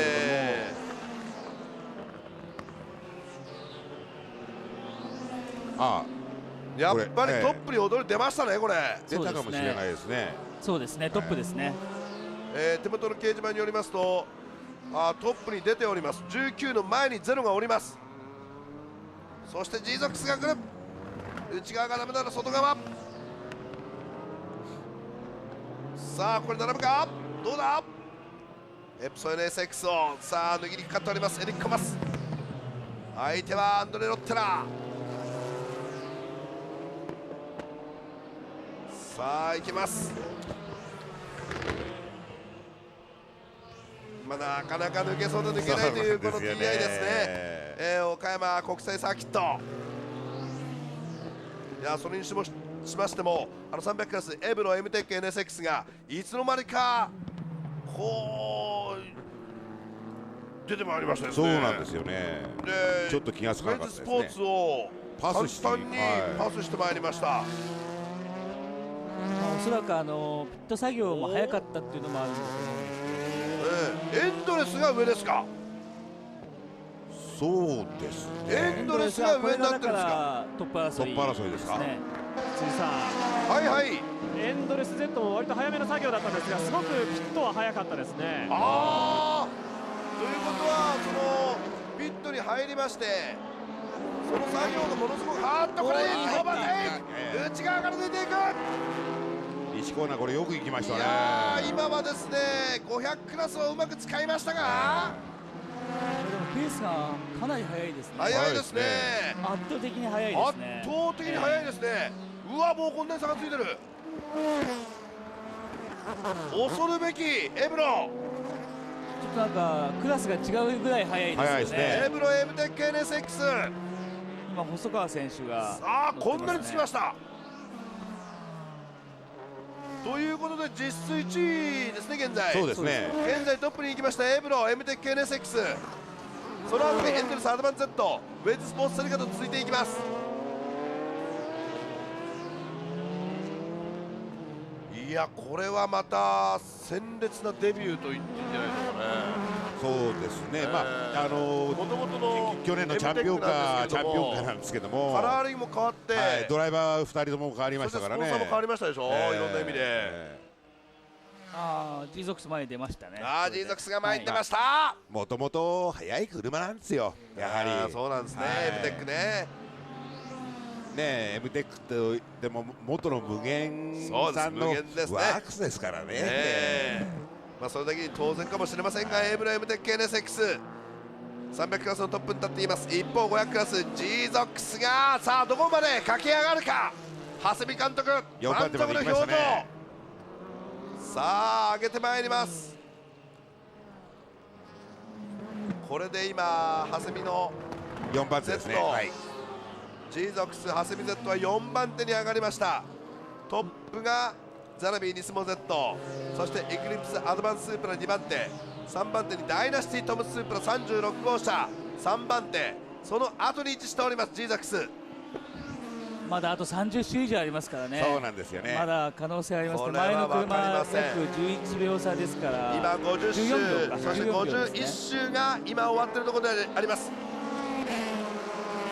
3.703 キロ、1周3703メートル、この岡山国際サーキットを82周してまいります。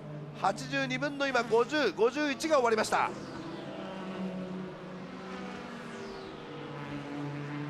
さあダイナシティトムス・プラ、これ36号車、現在3番手。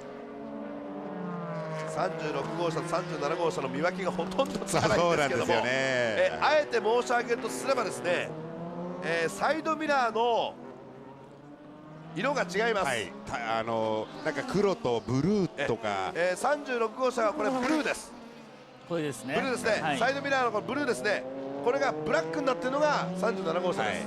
で37号車はフロントにちょっと赤いオレンジ色の色がついてますよね。フロントスポイラーの下ですね。スポイラーの下に横にズバッとオレンジ色が、これ37号車です。これが37号車です。フロントもリアもついてますね。フロントもリアもついています。ただこのくらい離れると分かんないですね。分かんないんですよね。分かんないですけど僕には分かるようになってきました。寄れば分かるんですけど。これが37号車で、このサイドミラーが黒です。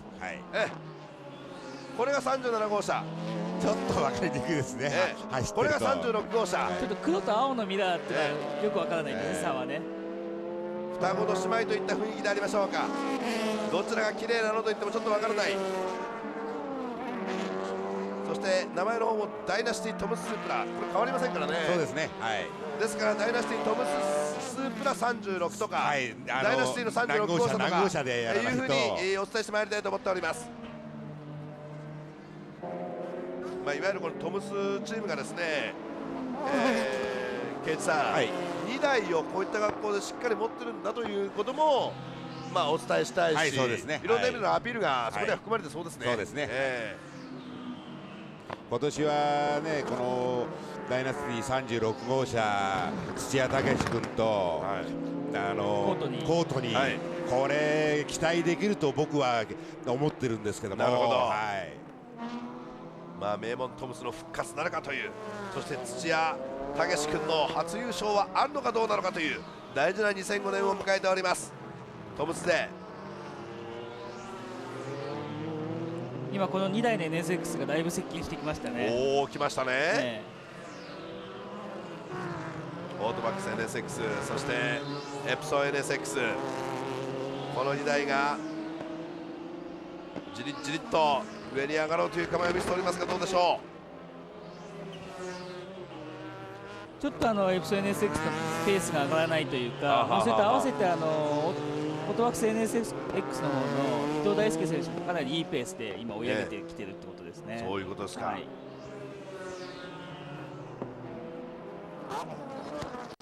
ザラビーがスローダウンか、右前パンク、周りのマシンにどんどん抜かれている。もちろん今抜き去っていきました。スープラエクリプスアドバンススープラトップに立ちました。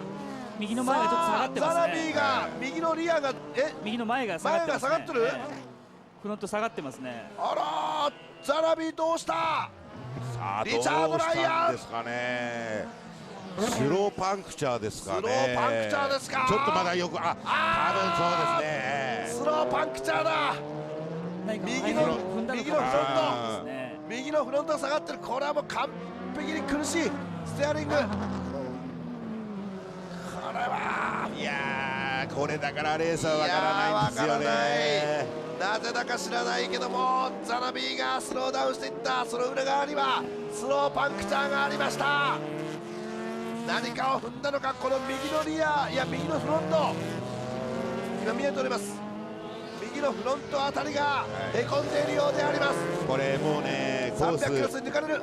今入ります。コースの中いろんなものがもう破片とかそういうのが飛び交ってますから、いやご覧いただきますよ。やっぱりちょっとこう右側が落ちてますね。右側が落ちながら走行しています。ザナビー、昨年一昨年の覇者3連覇を目論んでいるニスモの強力な最高級のエグゼクティブカー。水さん、完全に右フロントをすりながら入ってきました。ホイールが破損してます。ホイールが破損してます。右フロントのホイールがですね、リムの部分がですね、破損してます。接触したということですね。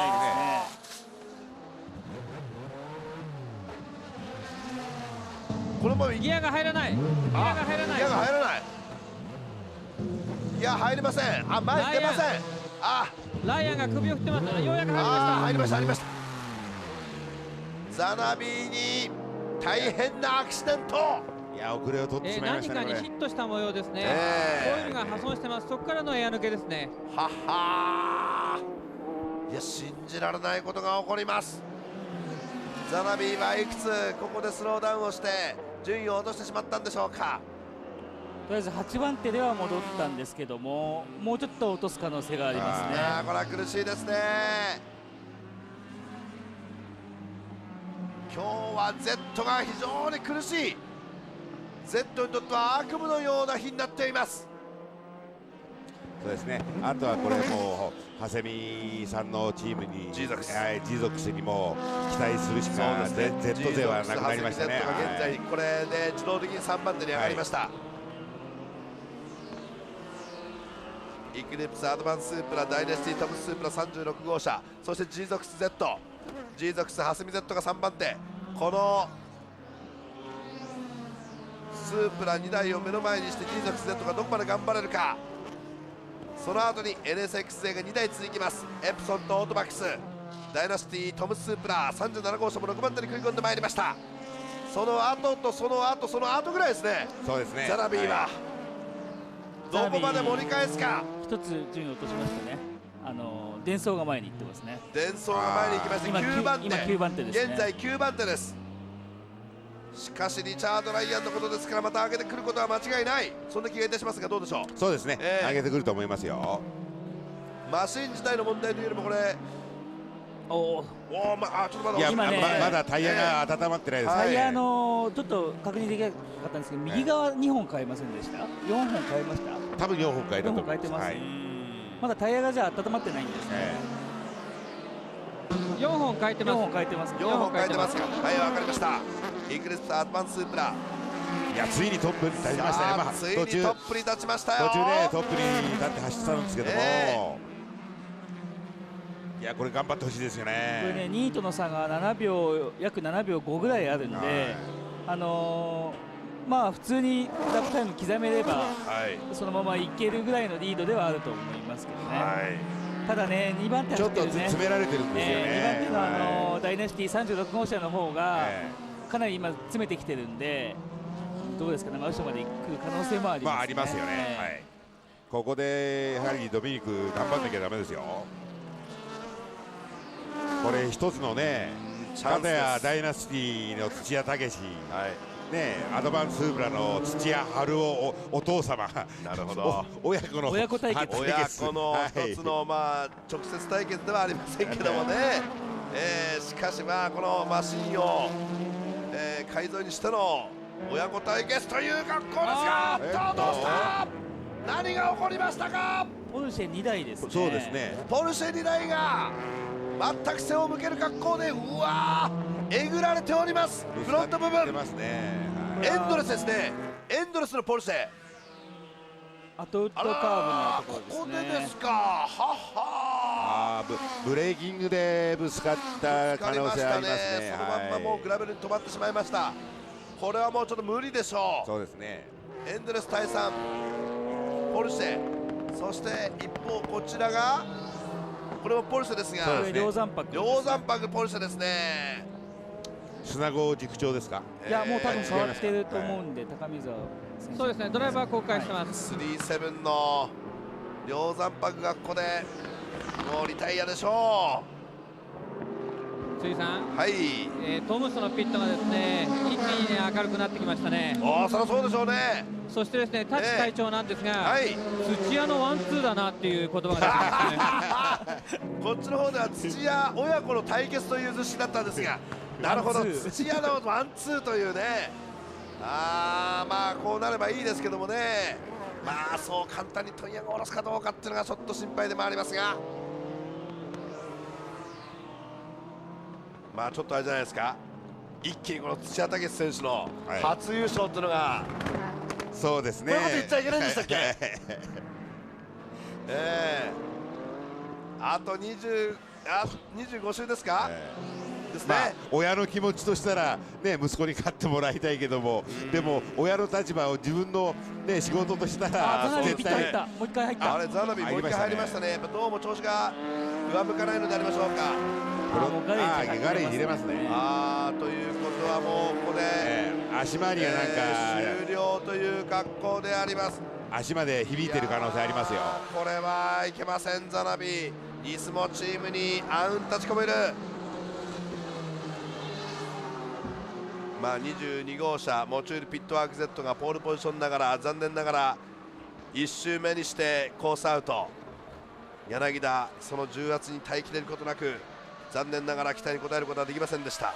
それがまず1点、そして信じられないスローパンクチャー、なんとホイールが折れるという状況の中で、それでスローパンクチャーにつながり、ザラビーニスモ Z、 ここでもうドライバーのライアンも降りました。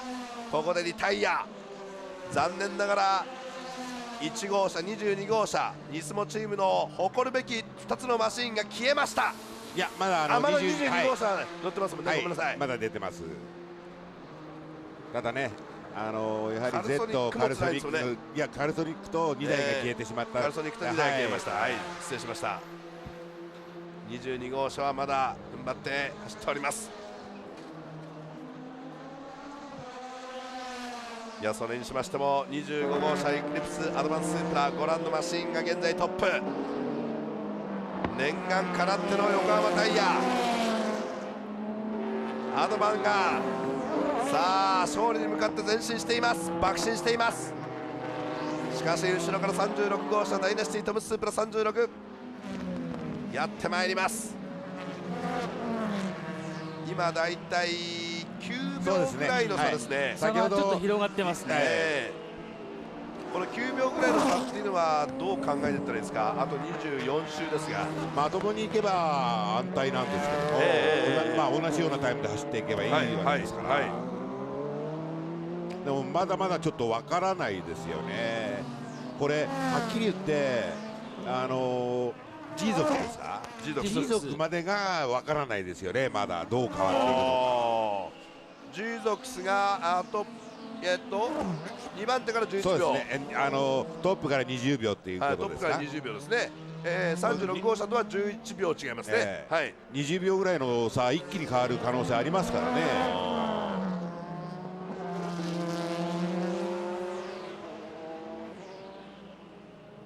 コートニーが乗っております。コートニーですね。もうこのスープラは去年でもう自分のものにしてますから。さあ、はいどうぞ。土屋武選手です。はい。2番手ですけども、まだ追い上げますよね。もちろんまだまだね周回数いっぱいあるんで、まあ厳しい勝負だと思うけど、まあね車信頼性あるし、あとは JC がやってくれると思います。お父さんのチームを抜かなきゃいけないんですがね、レースやってる以上関係ないんでね、JC がやってくれると信じてます。今チームとしてはもうコートニー選手にプッシュという状況なんですか。そうですね、ちょっと早めのピットの、みんな同じ条件だと思うんですけど、タイヤのライフとか、いろいろ心配な部分もあるんですけど、でもね、本当残りの10周が、どういう風になるか、ちょっと楽しみですね。初優勝待ってますから。僕も期待してます。はい。ありがとうございます。ありがとうございます。さあ土屋武選手の表情をご覧いただきましたけれども、もうね、武志君とすれば自分の仕事終わって、あとは本当に今、ね、武志君が思ったように、コートニーがどれだけの後、ね、順位で結果を受けてくれるか、もうそれ願うしかないですよね。JC って言ったのはジェームス・コートニー選手の略ですね。ちょっとこの300の3番手争いというのがものすごい接近戦になってますね。4台でのバトルになってますね。ダイナシティのスープラ1台入ってますけども、この4台が3番手争いですね。オレンジのラインが見えますが37号車ですね。そうですね、なかなかちょっと抜けないですね。3番手4番手5番手6番手、この辺りの4台です。この4台ですね。はい、現在300クラスのトップはエブロ MTEC-NSX です。そしてその後にエンドレスアズマン Z、 ウェズスポーツセリカ、ご覧のウェズスポーツセリカが3番手です。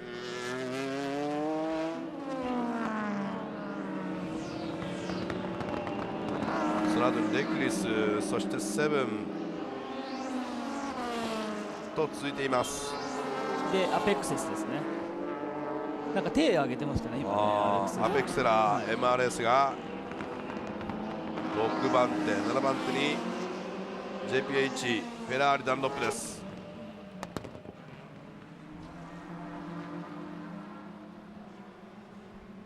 しかし MTEC-NSX が速かった。そうですね、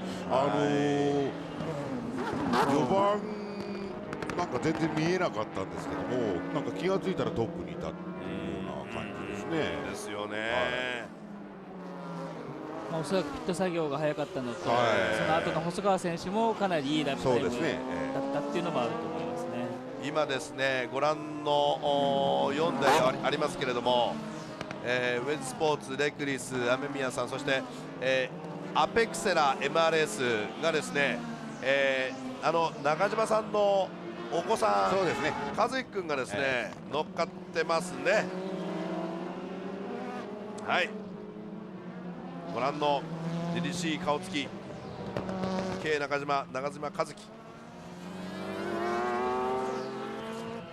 この辺もね、こういう300でどんどん勉強して早く500に、ね、乗れるようになってほしいですよね。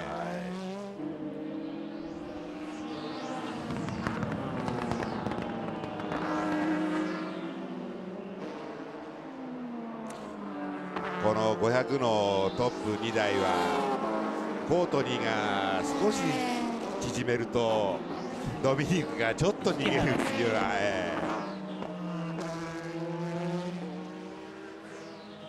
もう自分のポジションね、コートにもドミニクもよく無線で言われてますから、その辺をもう気にしながら危ないことはしないような攻め方ですよね。まあだから前の方はやっぱ圧倒的に有利ですよね。でこれだけタイム差があるともう調整できますよね。あとタイヤも温存しなきゃいけないし。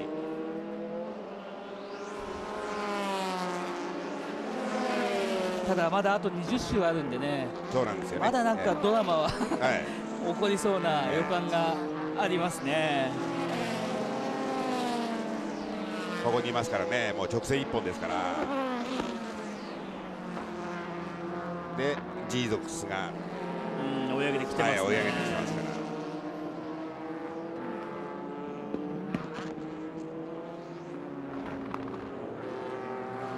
ちょっとオートバックス、ここはやり合ってるんですか。そうなんですよ。ここがね、順位が入れ替わらないんですね。入れ替わらないでずっと抑えてうまく抑えてるという状況ですね。エプソンが。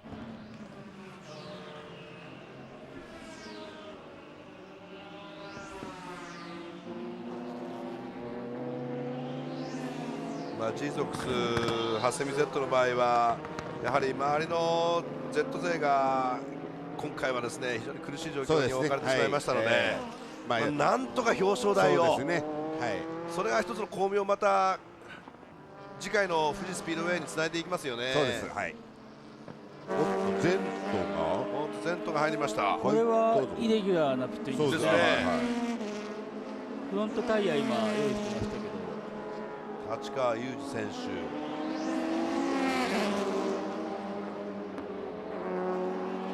あゼント、セルモスープラ、タイヤ変えますね。変えますね。どうしたんでしょう。全部変えますねこれ。まあね、2本変えるなら全部もうどうせ順位は落としてしまったんですから、4本変えた方が得ですよね。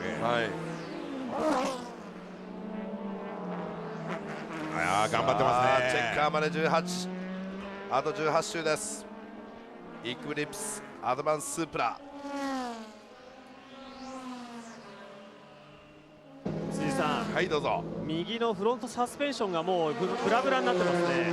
タイヤの問題じゃないですねこれ。ゼントですか。はい、ゼントステルモスープラですね。本当ですね。ハブか何か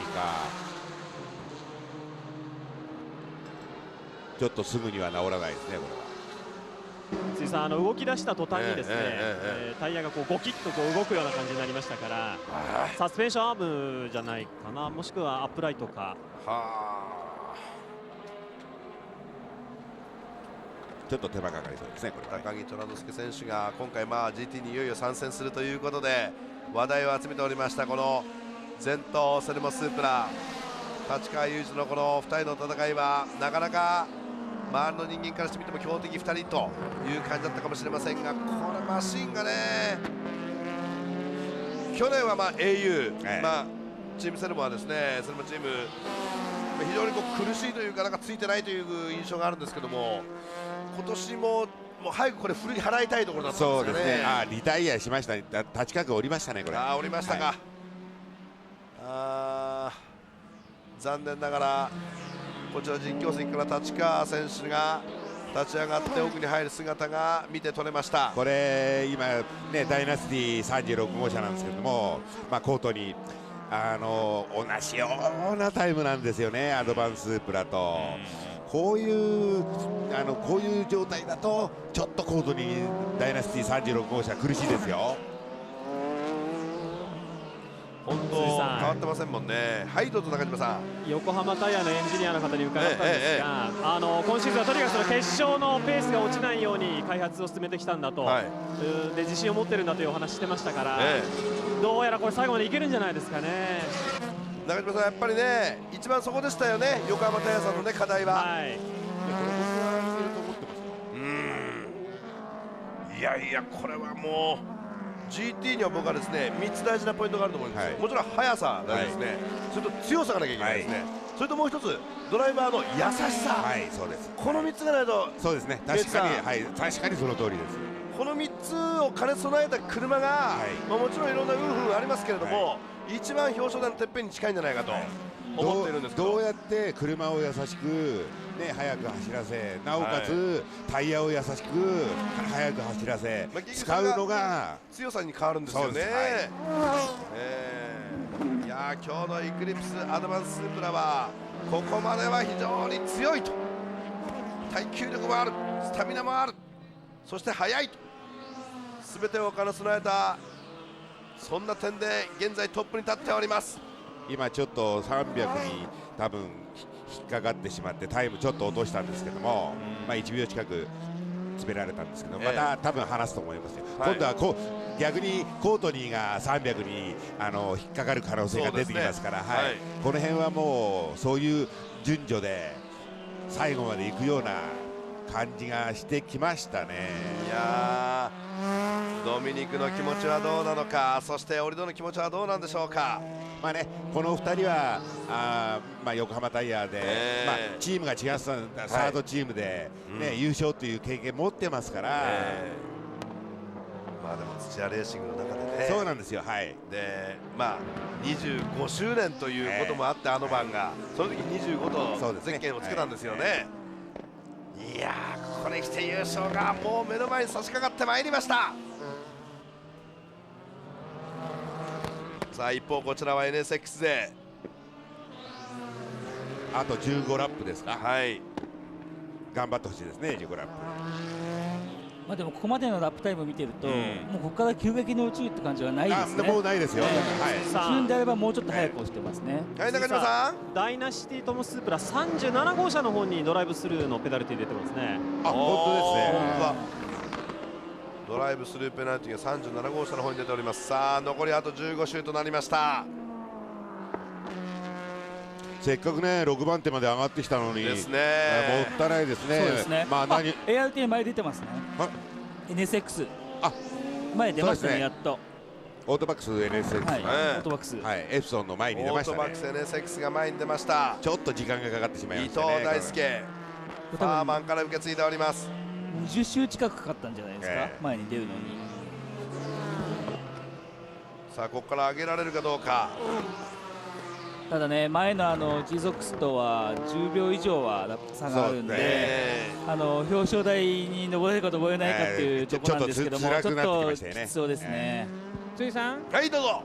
アンドレ・ロットラー選手です。はい。アンドレで Give me the few words up to the driver change.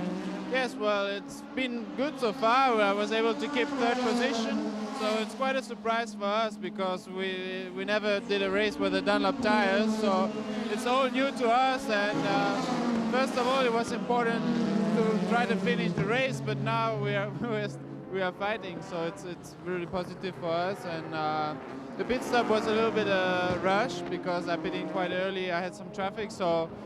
I'm not sure if we lost some time or not, but at the moment it looks quite good, and Matsuda is doing a really good job, and I hope we can get some good information to improve for the future. 今回初めてのですね、コンビネーション、ダンロップとのですね戦いだったんですけどね。ちょっとピットインはね、ちょっとラッシュしたという感じなんですけどね。松田選手がですね、頑張ってくれると思います。ウェッツがグラベルに捕まっておりました。芝でしたか。そう芝だからよかったか。多分ブレーキングで失敗してあそこで行ってしまったのがスピン状態であそこに行ってしまったのかちょっとよくわからないですけども、加藤君としたら珍しいですね、これね。珍しいというか、なんというか、これで順位を下げている模様であります。大きく下げてしまいましたね。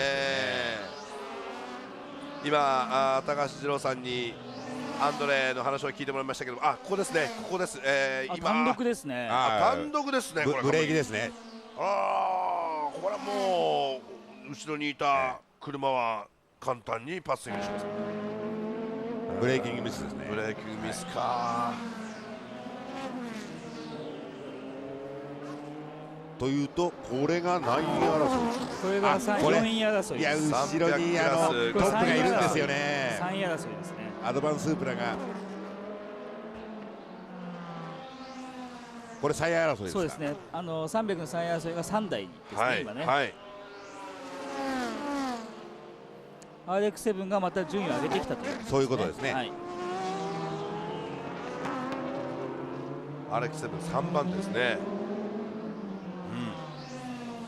と MRS2 台ここに後ろにぴったりついてますね。レクリスとアペクセラとアペクセラ MRS 中島悟監督のこれインに入った息子さんが乗っております。前出ましたよ。出ましたアペクセラかぶしていく中島和樹ですか。中島和樹選手やりました。今ねハードブレーキングで今グッといきましたね。グッといきましたか。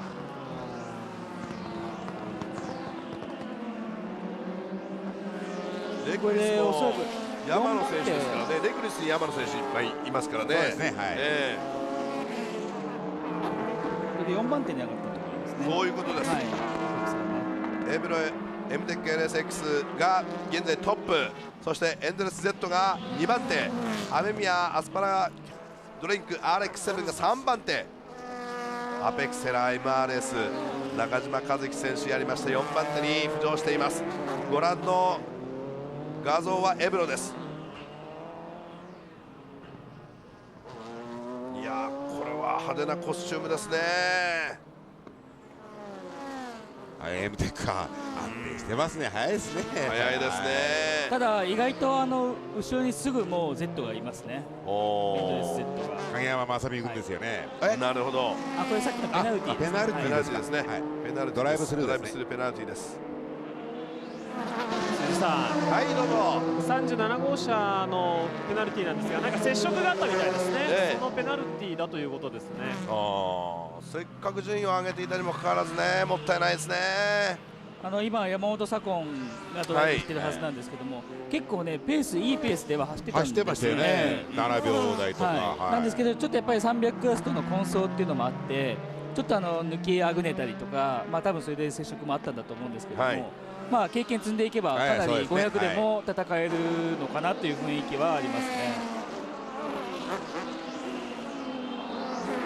さあ現在トップを走っておりますエクリプスアドバンスープラ。先ほどちょっと300クラスに引っかかってしまいまして、コートにと差が一気に3秒ぐらい縮まったんですよね。だけども今またこの週はタイム良かったですから、31秒まで先ほど落ちましたからまた上げてきますよ。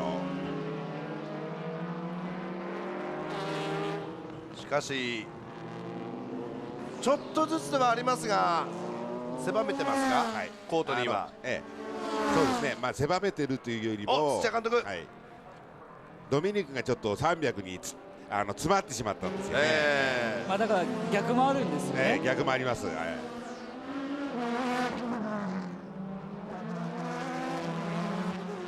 アドバンカラーです。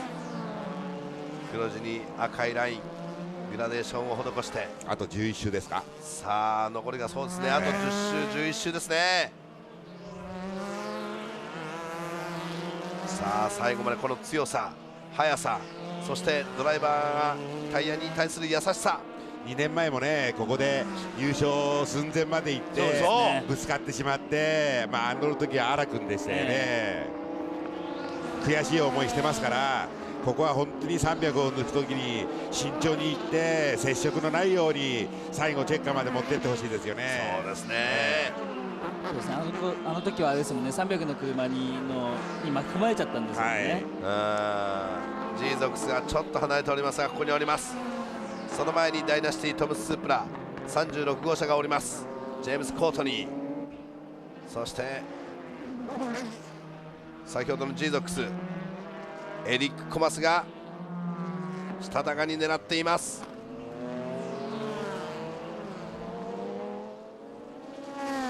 さあここにまたドミニクの前に300クラスが結構いるんですよね。これをどううまく処理するかですよね。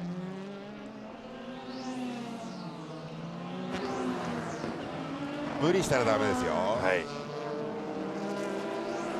まく抜けるところできちんと抜いて接触のないように気をつけていった方がいいですよね。またちょっと引っかかってしまいました。無理しなくていいですよね。クスコスバルを内側から、これ次に今度はコートニーがね場所のが悪いところで引っかかる可能性ありますから、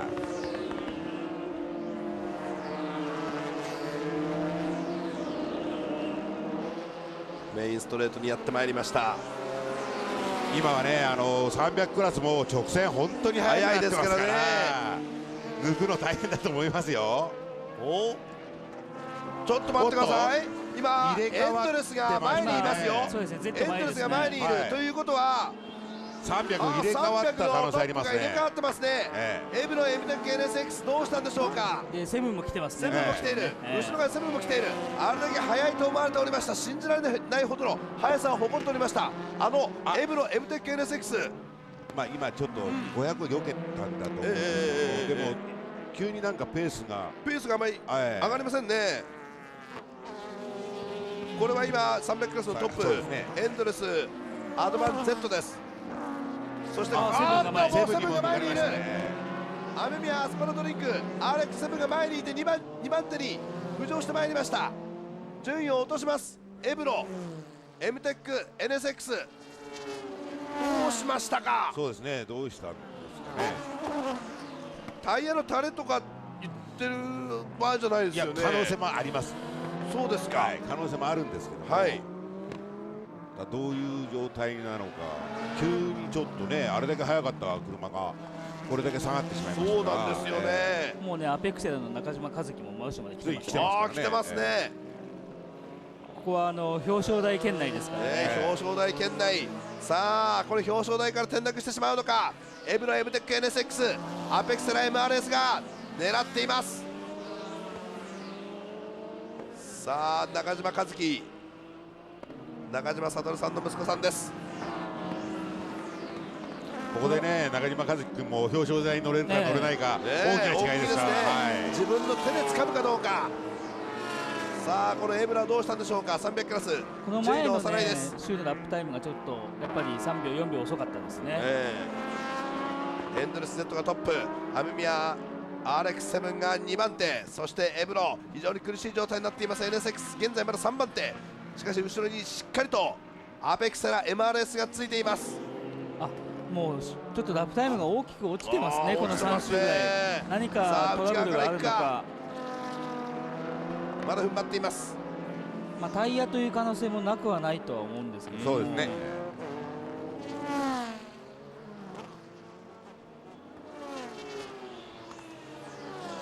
順位の入れ替わりが激しい300クラス。さあ500クラスにうまく抜かさせておいて、さあこれは時間の問題なんでしょうか。車には僕問題ないような気がするんですね。立ち上がりなんか早いですから、そうするとタイヤ関係かなっていう感じも。なるほどね。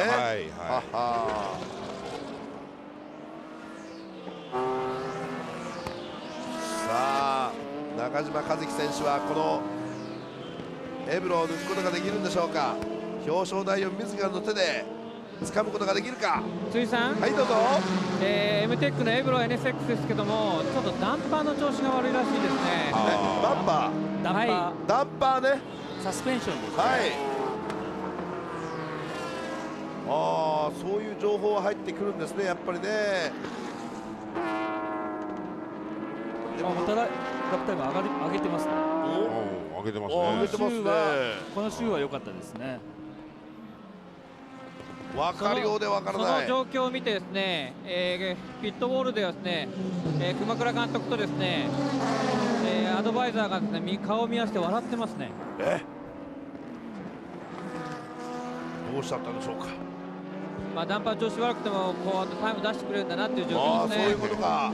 いや、よくあるんですよね、ダンパーおかしいって言って、でもベストラップ出るときあるんですけども、だから初めドライバーがねちょっとおかしいっていう気持ちを初め持つんですけども、でも行ってみていけるなっていうことをいけるなと。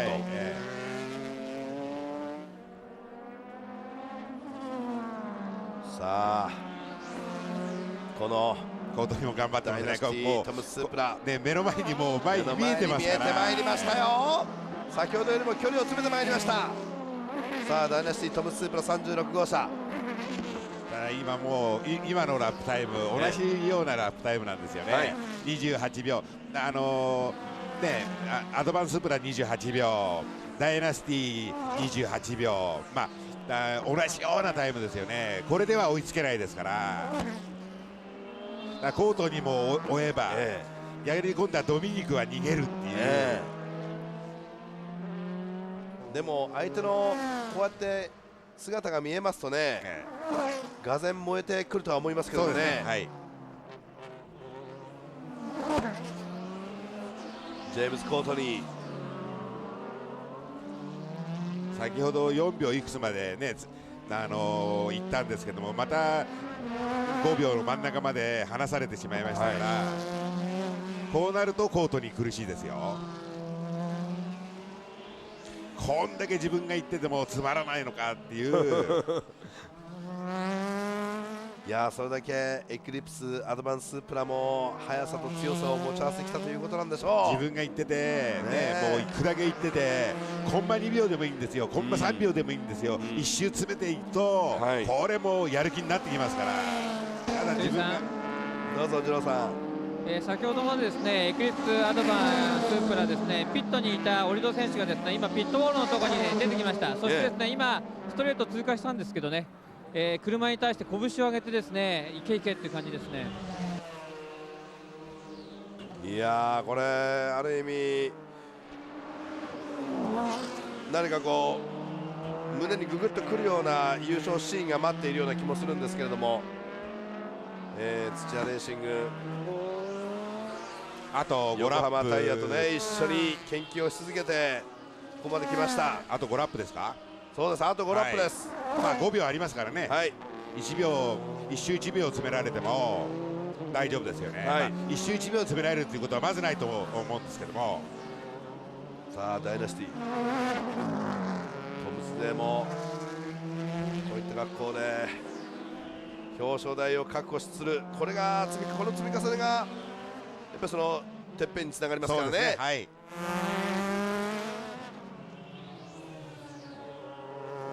ニスモ勢が目の前から消えていきました。ポールポジションを取っておりましたもちろんピットワーク Z 柳田選手の1周目悪夢のようなコースアウトがありました。そしてついさっきですね、これザナビーニスモ Z スローパンクチャーによりまして脱落、そのまんまリタイア。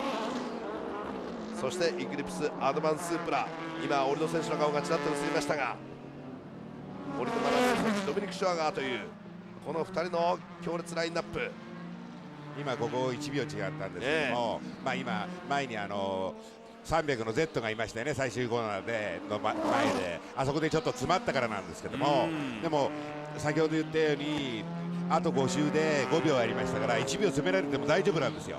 もうここでドミニクはもう絶対に焦らないことですよね。結局は後ろに来られてもチェッカーを前で受ければいいことですから。そういうことですね、別に離してチェッカーを受ける必要ないですからね。いやでもちょっと近くなってまいりました、ここはもうドミニク自分のペースでいけば、必ずねチェッカーが手に入ると思いますから、ここでもう一回離してやろうという気持ちを持ってはだめですよ。その辺が勝ちに何度もその酔いしれた圭一さんならではの発言ですね。今300の方のトップ争いが、雨宮 RX7 だいぶ急激に追い上げてきてますね。そうですね、エンドレス Z に追い上げてきましたね。ここもね、もうちょい周回数があとRX7 にすれば欲しいのかなっていう。エンドレスの Z からすれば早く終わってくる早く終われって感じですね。これ300の Z が勝つというと初ですか。一昨年のマレーシアン富士のレースの第1ヒートっていうか第1レースは勝ったんですが、総合では勝ったことないですよね。そうですね。総合はないですよね。まあポールポジションはね去年何度か取ってるんですけども、これ正美君にしても今正美君が運転してるんですけども、300に下がってきてこれ絶対勝ちたいですから。さあ現在エンゼルスアドバン Z、 木下光弘、そして影山正美。影山正美にとってももともと500クラス腕を鳴らしておりましたが、300に行きましてこういった格好で優勝を収めますとまた気持ちいいですからね。そうですね、はい。500クラスでも頂点を取った男です。300でも取るんだというふうに語ってくれております。300、500取ったドライバーはいないですからね。なるほど。両方、はい。はあ。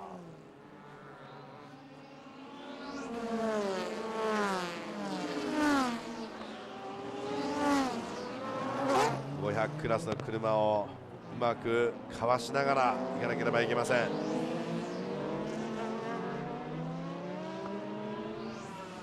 ただこれ入井君もこれね影山正美をいくら後ろまで詰めたからって抜くとなるとこれ厳しいですよ。厳しいですね。やはり正美君のブロックっていうのはものすごく上手なものありますから。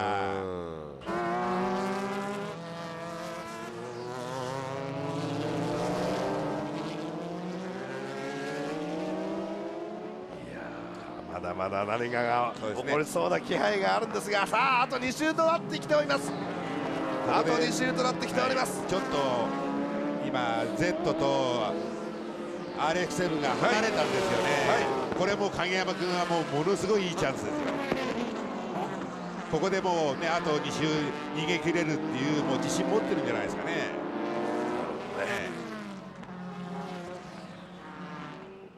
さあ一方の500クラスイクリプスアドバンスプラ、折戸選手ウイニングキャップもかぶってます。気持ちはもう早くも優勝、表彰台のてっぺん。さあファイナルラップですか。ファイナルラップに入ります。あと1周になります。コントロールラインを過ぎていきました。さあファイナルラップ、ドミニク・シュワガーが、そしてオリドが夢に見ましたイクリプスアドバンスプラ。土屋レーシングね、土屋レーシングとしたら初優勝ですからね。これ横浜タイヤにとっても、もう嬉しくてしょうがないというその時がやってまいりますね。ケイチさん、はい、もうこれもう横浜カラーリングね、横浜ワークスとしても初めてなんですよね。いやー、こういう時がやっぱり来る時は来る。日々の努力とそして精進というものがもうこれ必ずや。ドミニクもう絶対焦んないことですよ。もう真後ろに来られても構わないですから。念ずれば花開く。ここもね大事に抜いてほしいですよね。ウェイトハンデが全くない第一戦、全くの真っ向勝負。そのガチンコバトルの中でイクリプスアドバンスープラ、強さと速さとそしてドライバーズテクニックの優しさを見せつけました。さあ横浜タイヤがタイヤ戦争に勝つ瞬間であります。最終コーナーだ。さあ最終コーナーを立ち上がる。さあアドバンやりました。アドバンやった間違いない。開幕戦を制しました。やりました。いやーよかったですよね。マダムドミニク・シュワガー、そして土屋監督おめでとうございます。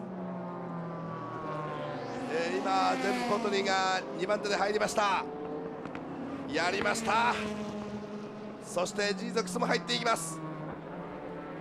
ワン、ツー、スリーがこれで決定ですね。そうですね。ケイチさん、思わずこう熱いものがそうですね。込み上げてくるんじゃないですか。気持ちとしたら僕はね一番近いところに土屋さんのところには随分お世話になってて、ただ気持ち的に武志にも勝たせてあげたい、お父さんにも勝たせてあげたい。微妙ですね。でもまずお父さんに勝たせてあげて、今度は土屋武志君です。さあ300クラス、300クラス、影山正美。そうですね、ここも決まりですね。プライドを保つべく、メンツを保つべく300クラスにいってももちろん優勝。開幕戦を制しています。初優勝ですね。エンゼルスアートバン Z やりました。300クラス初優勝 Z、 そして続いてアスパラドリンク RX7、 阿部宮さん、そしてエブライムテッケ NSX 3位に残りましたね。入ってますね。入りました。表彰台は逃しませんでした。中島和樹君は3位にはちょっと来れなかったですね。アペックスラー MRS は表彰台には届きませんでしたけれども、しかしいい走りを見せてくれました。よく頑張りましたよね。はい、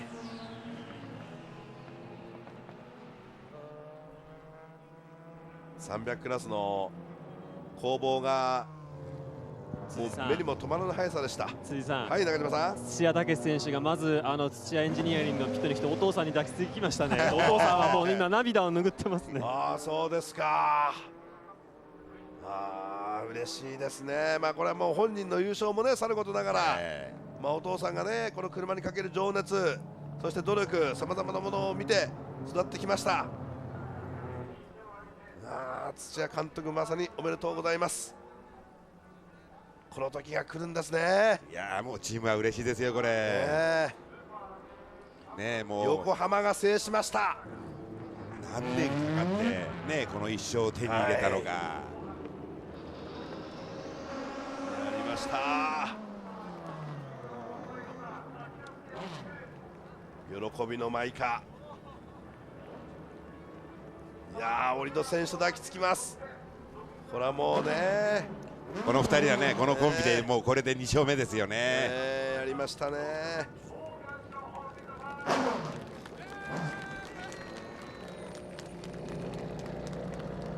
いや、初戦から感動させてもらえるとは思いませんでした。そうですね、開幕戦が25号車。いやー、ドミニクやりました。ガッツポーズ来た。森田とがっちり。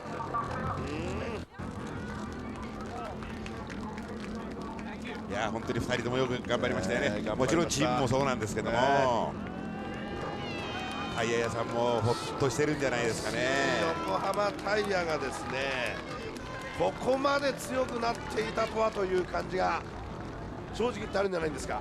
いや僕最近のそのデータとかそういうのをある程度聞いてましたから、今回はある程度自信を持ってましたよね、全てが。辻さん、はいはい、どうぞお願いします。ウィニングクルーにインタビューしたいと思います。オルト選手、おめでとうございます。どうもありがとうございます。記念すべきスーパー GT の GT スーパー GT のですね開幕戦、これまでの流れいかがだったですか。いや歴史に名前が残りましたね、アドバンね。いや本当ね、今回はね正直言って僕ら無欲というか、とにかくその冬の間に開発してきたタイヤの確認、それがメインのテーマだったんだけど、本当運があったんでしょうね。このノーウェイトで勝てるというのは最高ですよ、デビュー戦ね。Z をやっつけたのがすげえ嬉しい。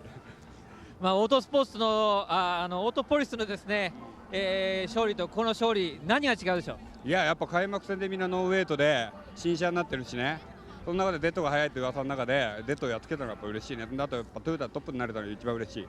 おめでとうございました。ありがとうございます。ドミニク、congratulations. Thank you very much. I'm very happy. Yeah. So how was it after the driver change and pitted? Well, in the beginning, I already felt a little bit more understeer than I wanted. So I couldn't push so hard. I tried to control, but I couldn't go the pace as Nissan. I don't know why we didn't make up much time when the pit out. The timing was not so good. When I pit out on my out lap, I had very big traffic, and then I couldn't keep the pace. And then I don't know what happened. They had a problem. 序盤ですね、自分交代してからちょっとアンダーステアが強かったんだけども、コースインしてからですね、なんであんな差がついちゃったかなっていう感じはするんですけどね、ただすごく、いい調子だったということですね。So it's against you the Z. How do you feel? Well, unfortunately, I wasn't close enough to see really, but I saw in qualifying and the practice.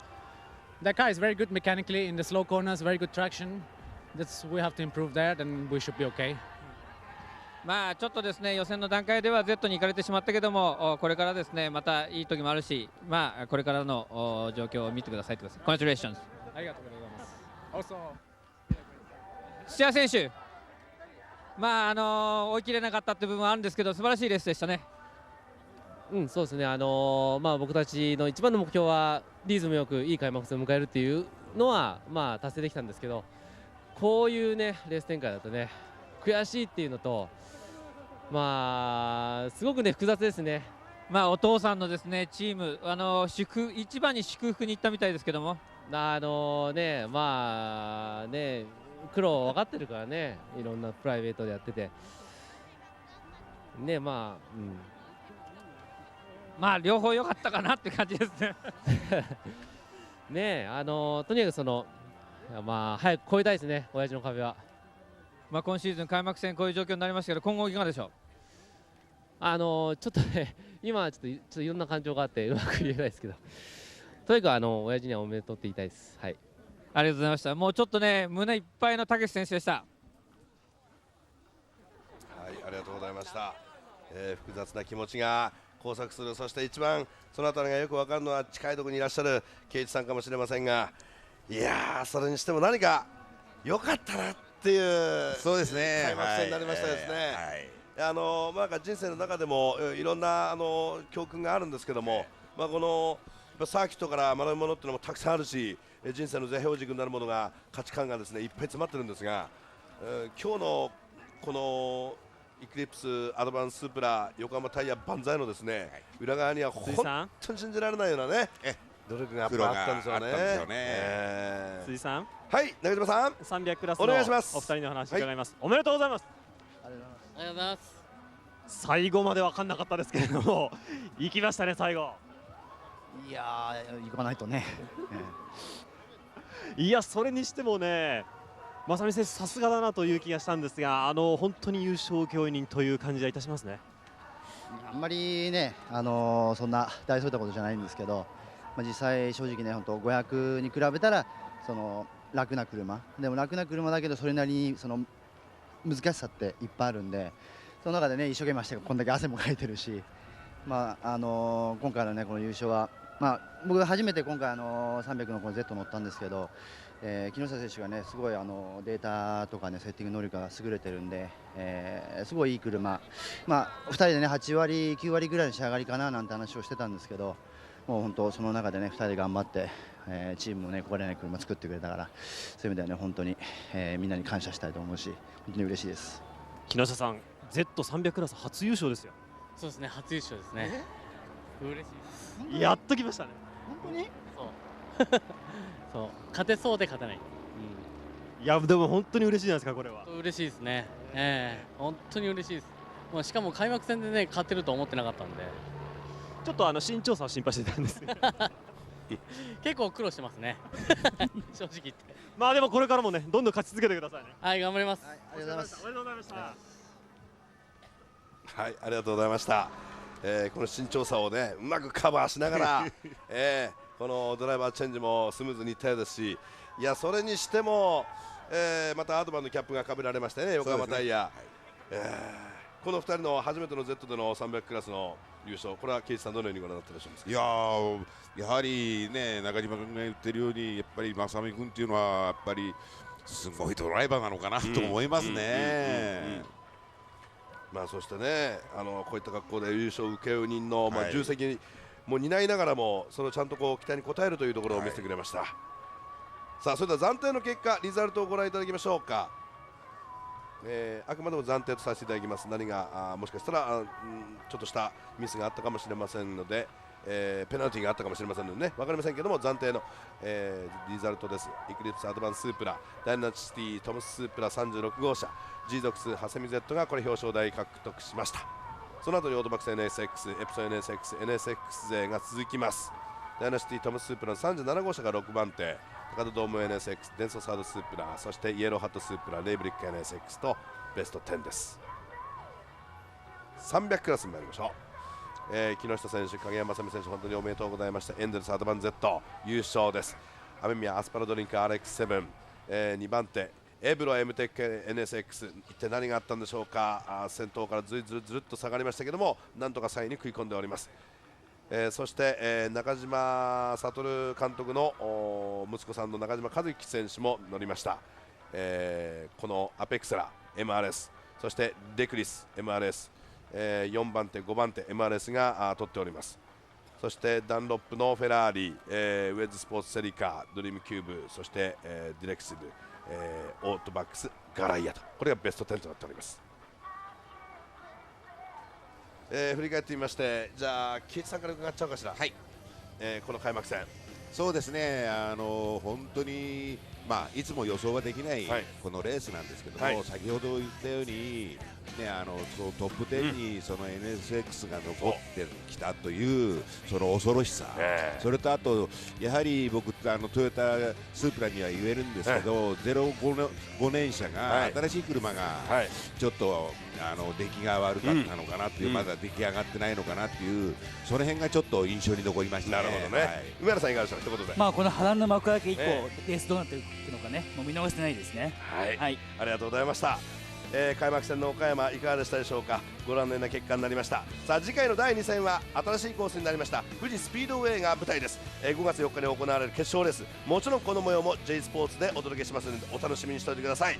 解説は鈴木圭一さん、そして梅原康之さんのお二人、そして実況は私辻吉成がお届けしてまいりました。今年もかなり GT は楽しそうです。そしてスーパー GT ということになりまして、ますます見どころ満載です。 NSX の巻き返しがあるんでしょうか。大変楽しみな500クラス、300クラスはもう色とりどり、どれを見ていても楽しいです。次回の富士スピードウェイ、ぜひまた楽しんでください。どうも今日はありがとうございました。お二方どうもありがとうございました。ありがとうございました。